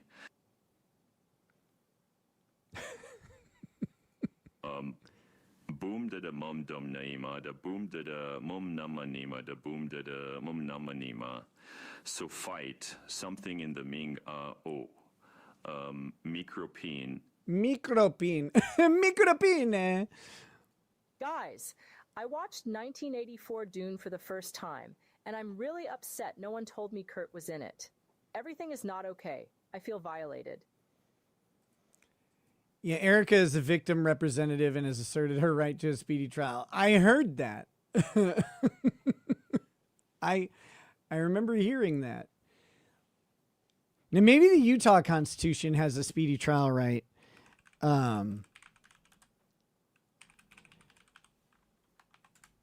Maybe they do. I don't know. That's different from the Sixth Amendment of the United States, which says, in all criminal prosecutions, the accused shall enjoy the right to a speedy and public trial by an impartial jury of the state and district wherein the crime shall have been committed. No, the accused shall enjoy the right to a speedy and public trial. There is no other speedy trial right in the U.S. Constitution. Again, what does it say? What does it say in the U.S. Constitution? Now, Rachel the Riveter has brought up the next thing I was looking up. Utah Code 77-38-7. Victims' right to a speedy trial is part of the Rights of Crime Victims Act. Title 77. Very cool. Let's see what it says here. See, in different states, you know, the U.S. Constitution is the minimum bar. Yep. Treasure Island, I'm learning this. I'm learning this right now. So let's see. I mentioned that it might. I just want to be fair to me in my correctness, but I mentioned that it might.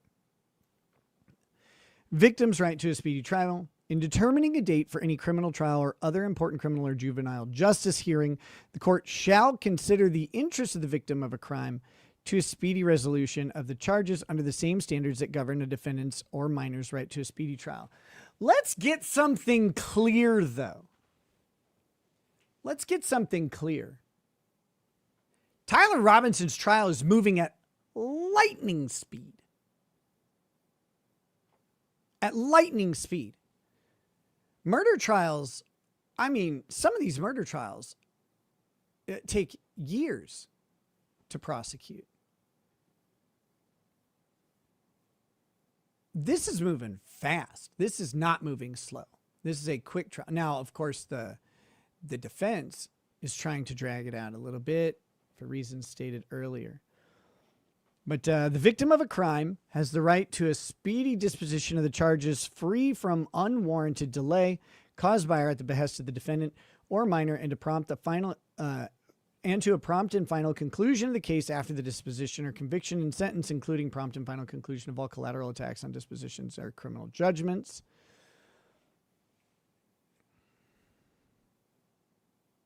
All of this, however, must still be balanced by respecting all of the rights in the U.S. Constitution.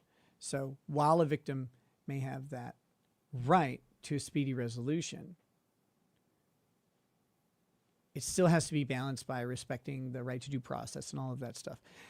But here's another thing, though. This is a little interesting, right? Erica Kirk is the alleged victim's representative or something like that. The victim's dead. The victim is dead here. There's a victim representative and we want their families or whatever, but the victim of a crime has a right to a speedy disposition of the charges. But the victim of the crime is deceased at this point. I don't know that a victim representative of a dead person gets to carry that right.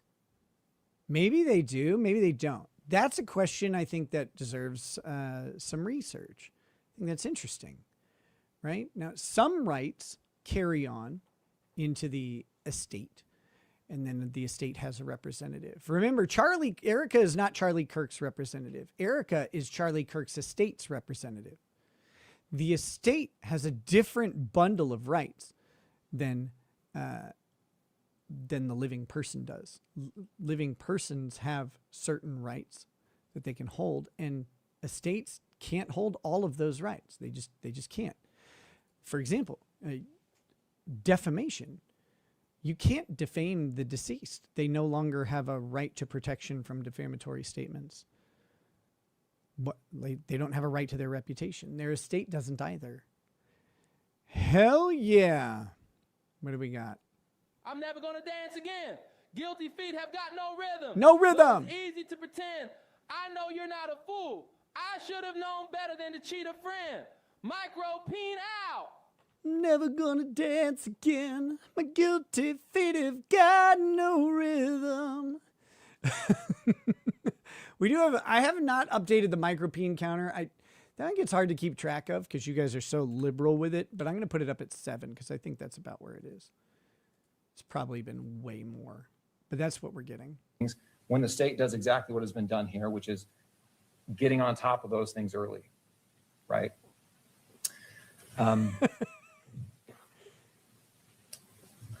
I think that's all I have, Your Honor. Do you have any questions for me? I will. I'm going to turn to defense for their rebuttal and then have questions for both parties. Thank you, Mr. McBride. Thank you, Your Honor. My guilty feet ain't got no rhythm.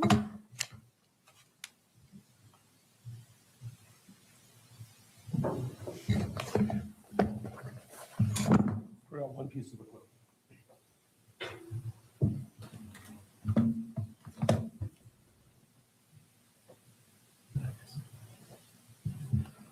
Thank you, Your Honor. I do want to respond directly to a number of the Before the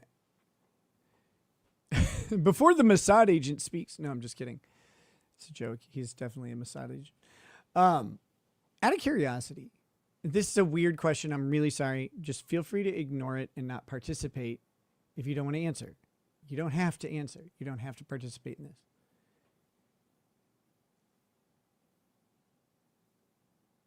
Do people in the chat enjoy making love to music or not to music? I only have sex to Bill Clinton's speeches. Like, that's it.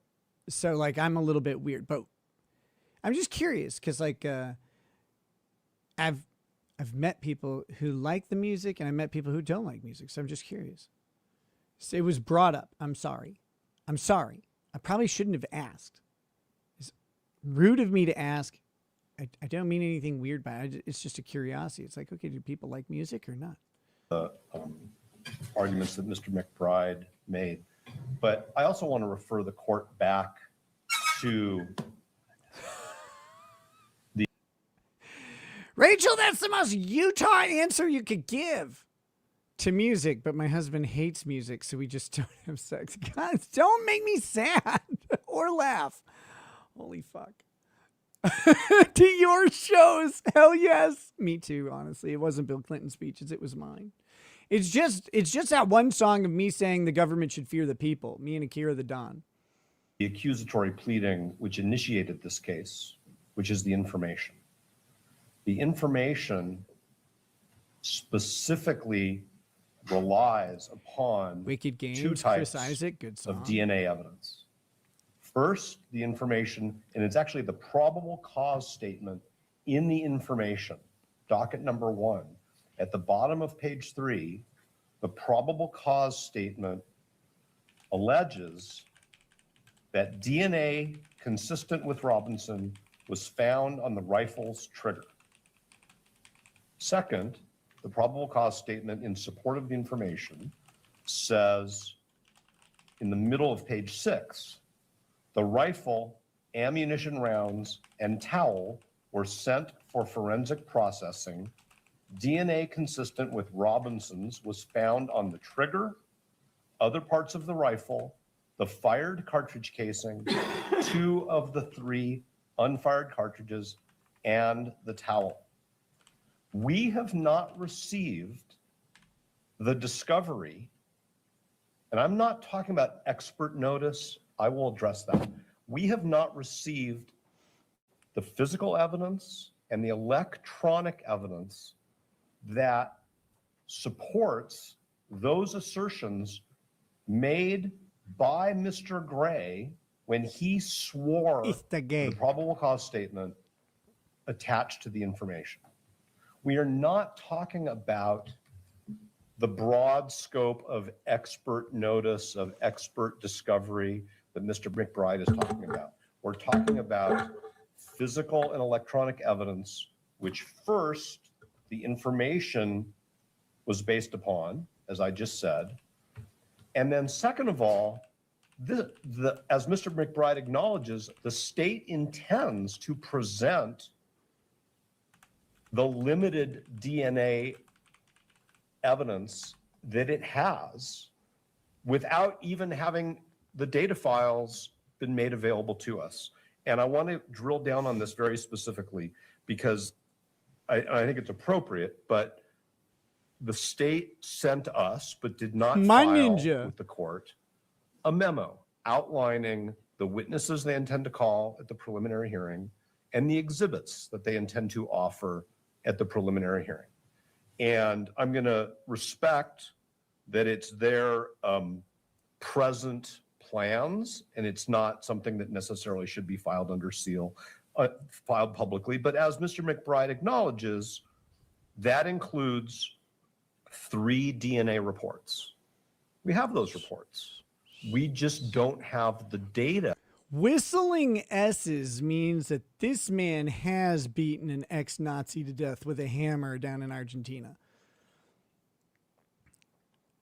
That's because he's calling out the SS Schustaffels. That the authors of the reports relied upon for those conclusions. And I'm not talking about their CVs. I'm not talking about their published writings. I'm not talking about their prior testimony. I'm not even talking about all of the things that Mr. McBride acknowledges we've asked for and that there may be a fight about later in terms of discoverability under Daubert, under 702. We're talking about a core data file. It's literally a data file, one from the ATF and one from the FBI that they generated back in September that hasn't been provided to us. So we can't provide that to our experts to help us assess whether or not there are reliability problems with the reports that the state wants to offer through 1102B4. So we're not talking about the slippery slope and months of litigation of Daubert type ACAB, thanks. expert I will, notice. again, I will read it. Mr. McBride is right. And I'll that get at back a to certain you this time time. and place, there will be discovery litigation related to experts and then admissibility litigation related to experts. That's not what we're talking about here. We're talking about very concrete data files that our experts are waiting for. And when I say data files, I literally mean the digitization of physical evidence obtained from our client and from these objects. We didn't choose for the state to present DNA evidence at the prelim. That's their choice. And that's why we are having this dispute right now. The question that I think...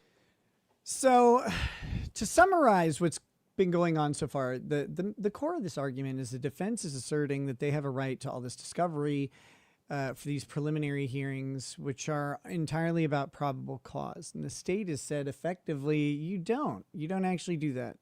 We're going to use reliable hearsay. We get the presumption that everything that we're saying, goes in our favor.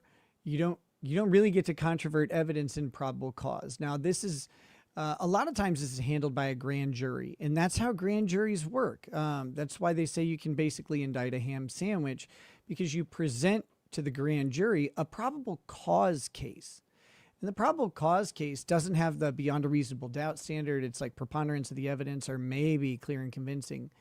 But the core is all they have to do is say that if all of this is true, if one side of the case is true, can you sustain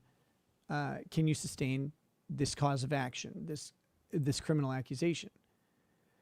Well, that means that the defense doesn't really get to counter it. Now, the defense can counter some things in a probable cause hearing, right? If the evidence is improperly obtained in violation of the Fourth Amendment, then of course you can have that evidence excluded. And if something is excluded and excludable and cannot be brought in because it was obtained in violation of the Fourth Amendment, for example, it will never be part of the case. So the state doesn't get deference on that. But outside of outright removing something from the case, you're looking at all of the deference and benefit of the doubt going to the state and saying, if all of this is true and uncontroverted and nothing challenges it, do you have enough to sustain a conviction? If you do, okay, that's probable cause. That's it. It's a really low bar. The state is saying, why are we talking about all this stuff? Why do they need all this discovery, all this prep? They can't fight us on these things. And some discovery is obviously necessary for that fight, but not all of the discovery, because as long as the evidence was obtained in a proper manner, you don't need the expert's opinion on the ballistics, as long as the Fourth Amendment was honored in grabbing it. If the Fourth Amendment was honored, then the evidence is presumptively, for the purposes of probable cause, admissible. You have to outright show that it is not admissible, not raise the specter that it might not be admissible, not challenge the veracity of the conclusions, not challenge the methodology of the testing, not going through like what they did. You're talking about it. Is it admissible in concept because it was obtained legally under the Fourth Amendment? After that, your challenges to the sufficiency of the evidence presented are really low. Your challenging options are really, really limited, because that's not the purpose of this hearing. This is the difference between the two positions. And frankly, I hate ever saying these words. I think the state has the better handle of the argument here. I think the defense, and again, my theory on this is that the defense wanted a headline. They wanted to disrupt the ongoing negative narrative against their client in the public. That public perception and the ongoing development of like conspiracy theory, and I say that with air quotes because I don't mean to disrespect conspiracy theory, but it, a lot of these things aren't recognized by either law enforcement or the courts at present. But the ongoing development of these sort of conspiracy theories and counter narratives could help the defense build up their own counter narrative, or even, it's a long shot, but they could find something that could be a real key to the case. And so they want to encourage that.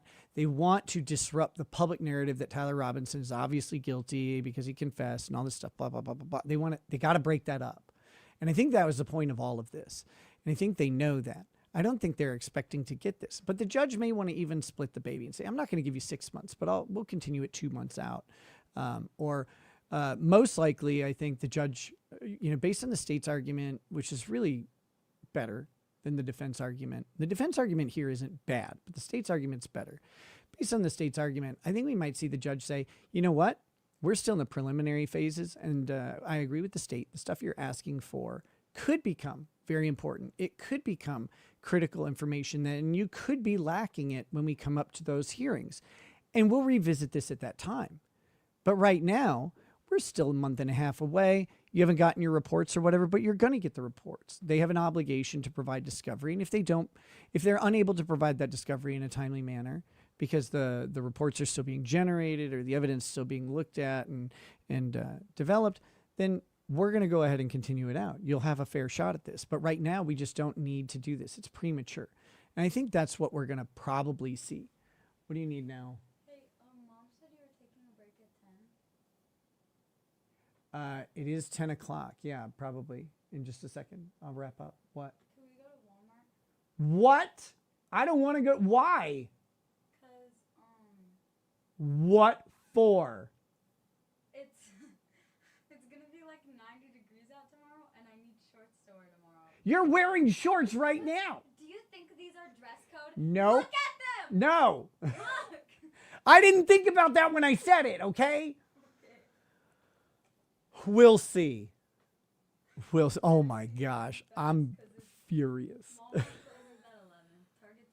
Yeah, I know. I got get out of here so I can wrap up this show. Oh my gosh.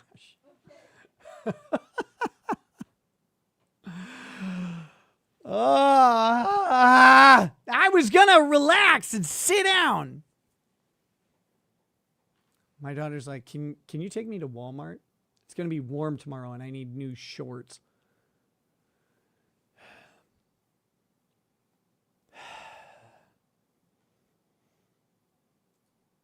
Okay, so week Weeks Teach W says, the judge is thinking, how the F did I get here? This judge is about, I never know if these judges want major public cases or not, but like, I mean, this one, you better do it right. Everyone's watching. Jeff Smith says, did the prosecution argue they were protecting the defendant's rights by not having a delay? I love your show. Yeah. Yes. They're saying, look, the defendant has a right to a speedy trial, and we're doing our best to honor that. How honest that is or not, you never know. The state wants the trial faster because the state seems to have actually developed its forensic evidence. I had some cases one time where by the time we got to what's called an omnibus hearing in Minnesota, where it's probable cause hearing in other states or whatever. But we got to our probable cause hearing, and it was a drug case, and they hadn't actually tested the drugs in a lab yet. And it's like, well, if you haven't tested them, how do we know we can sustain the conviction at all? It was really frustrating. In some of these cases, you may actually want to, you may not want to waive your speedy trial rights in Minnesota. I'm not your lawyer, but in Minnesota, all of the drug testing is done at the Bureau of Criminal Apprehension, the official drug testing, weighing it all out and everything is done there, the BCA, and they test the substances and all that stuff. If you have anything even close to a question on the amount, a question on what actual drug it is or whatever, you may not want to waive your right to a speedy trial. A lot of times you do, but you may not want to, because if the lab is backed up, you may be able to have your trial happen before the lab is ready to go. And you have a right to that speedy trial. And you could come up with some advantages. Now, it's a gamble. It's a roll of the dice. You always got to talk to your attorney about this stuff, though. Not me. I'm not your guy. Corrections 101. Joining as a new member. That's 74, guys. 74 members. And we are going to have to wrap up for now. I did say I'd go till about 10 and then take a little break to spend some time with Lady Raggets today. And so we are gonna wrap up here in just a second. Let's see what he says. This court needs to also address is when Mr. McBride talks about what discovery is, quote, reasonably available to the prosecution. How can this court conclude that not having these data files is reasonable, given that the ATF and the FBI generated these data files from the swabs months ago? They've concluded their work, as far as we know. They've generated reports. The state believes that the reports are sufficiently final that they would offer them into evidence in a preliminary hearing. So I think this court should make the finding that those reports are reasonably available and that they should be produced to us. Mr. McBride, probably because he can't, still hasn't told the court why we don't have the data files. So where Mr. McBride, with all due respect to his advocacy, because he's a fantastic advocate, goes, is he goes into the slippery slope of expert.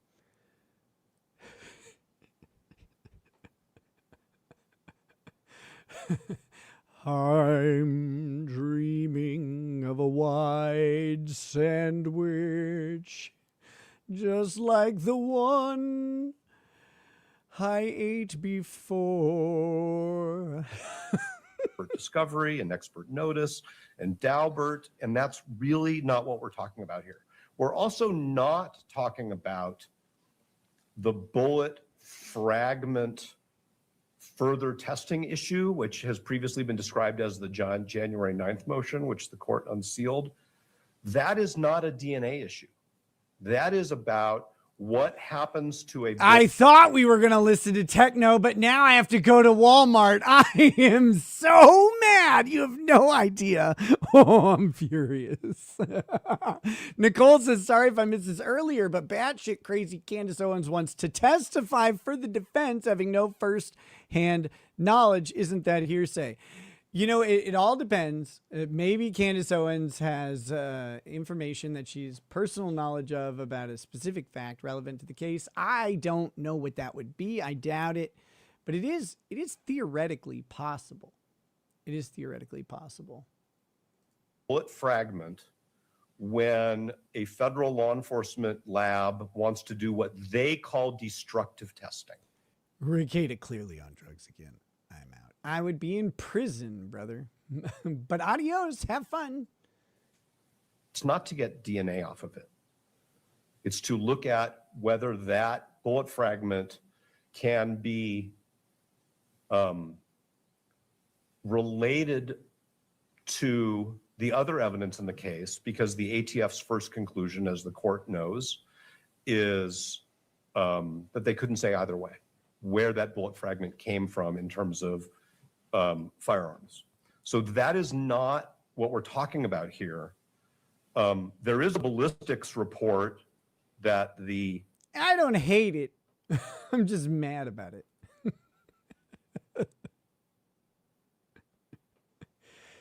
You need some shorts? Can't you sew? Can't you sew? Grab some bed sheets and a needle and a thread and get to work. I'm busy. With that, guys, this guy is still yakking, and we've got the thrust of his argument. So I am going to wrap up the show for now. Make sure you hit the like button if you like the show. If you like the show. If you don't like the show, don't hit the like button. It's okay. If you really hate it, hit the dislike button. Any of that's fine. Leave a comment also if you want to drop some hot goss, if you want to talk about what's going on in the case, if you want to give your opinion on anything. Let me close out this poll and let's see. The poll kind of ended how I expected it to, which says 42% of, I said, do you prefer lovemaking with music or without music? With music, 33%. Without music, 25%. So with music winning. And then, of course, the ultimate winner is, hey, FBI, yeah, I got a guy here. Which is why I'm going to prison forever for talking about music during lovemaking on a live stream, which was wrong of me to do. I'm sorry. But yeah, it seems of the people answering the question, the with music is the clear answer. Seattle Judy says, dead channel, new career, 110 votes. That's more than some judges get in their elections. You just be quiet, you little mean bitch.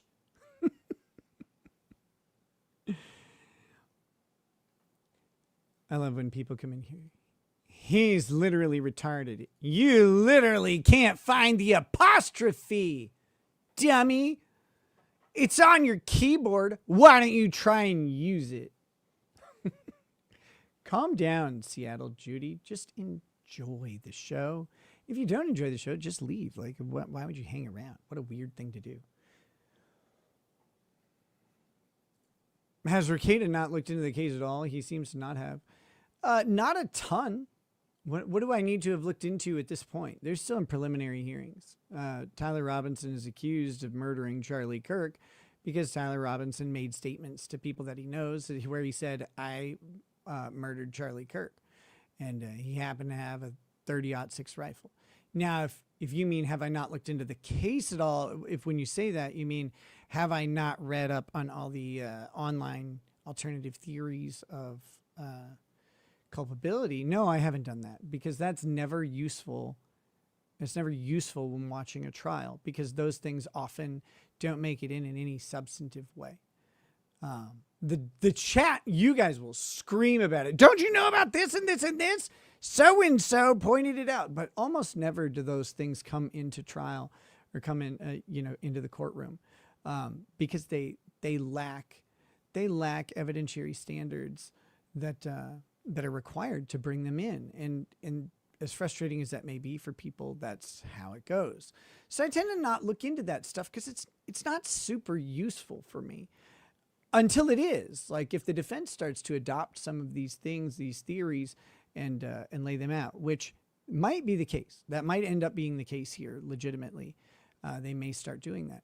If they start doing that, then, I'll look into them more. But until that happens and until that becomes a relevant part of it, then then no, I have no interest in looking at them. They're just a distraction for me. And Seattle Judy says, why don't you not give your kid cocaine? Well, I don't, and I didn't, so that's okay. Loser cocaine daddy. All right. Seattle Judy, are you jealous? Like, do you want some cocaine or something? I can't give it to you, but I'm sure you could find a bathroom at a lesbian bar and get some. Don't worry. Like, it's not that hard to find. Just go look. Good Lord.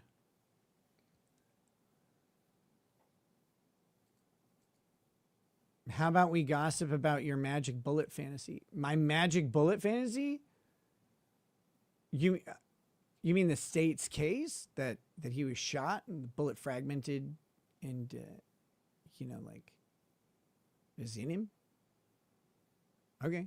Like, you can talk about it all you want. It's not my fantasy. I don't care. Like, that's what the state's going to present. And until you find a admissible alternative theory with some evidence supporting it, you're not going to overcome, like, you have to overcome that, and you have to do it within the rules. And the internet doesn't have the same rules that court does. That's okay. But, like, don't put this on me. It's not I don't care. If Tyler Robinson's guilty or not is completely irrelevant to me. I don't give a shit if he's the guy who did it or who didn't do it. I want to see the trial. I want to see them prove it beyond a reasonable doubt. If the defense can raise reasonable doubt, then he should walk free. We'll see. Did the state do its job? I don't know. But I'm not going to, like, go out and chase down a bunch of theories on random podcasts. And that's not denigrating to the theories. Like, it's denigrating to the amount of work that I want to do for something that isn't profitable. Those theories probably aren't going to make it into the case. And I think a lot of people are going to be really disappointed. And they're going to be screaming at the defense. Why don't you do this? Why don't you say that? You can't just go into court and say stuff. Like, you can't do it that way. And people are going to be really disappointed if they expect that that's going to happen, because it most likely isn't. Although, to your credit, if there is a case where that's going to happen, this is one where it could. And so if it starts to happen and they start to do that, then yeah, I'm going to go start looking at them. But until then, I'm not going to bother wasting my time. I got other stuff to do and other cases to follow, other news to follow. So until that happens, I'm not really interested in it. We'll see what the state presents and what the defense presents.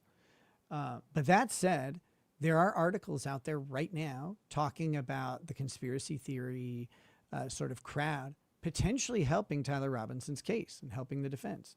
So, if that continues to develop and the defense continues to kind of indicate that they might do it, sure, I'll take a look. But until then, I'm not going to. Who the fuck else would you talk to in a mirror? I mean, I guess whoever's standing next to you, right?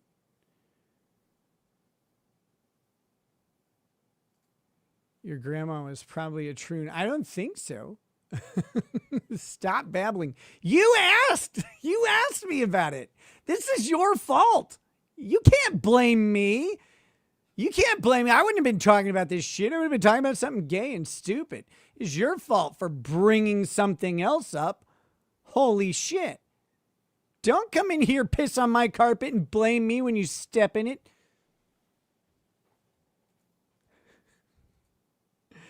I don't care. I hope you guys have a great night. Again, I'm planning on starting up another show around midnight Central, and it'll be a little bit more laid back, fun members content and discussion. Feel free to come give me your members. Hit that like button. We are out of here. See you real soon. Peace.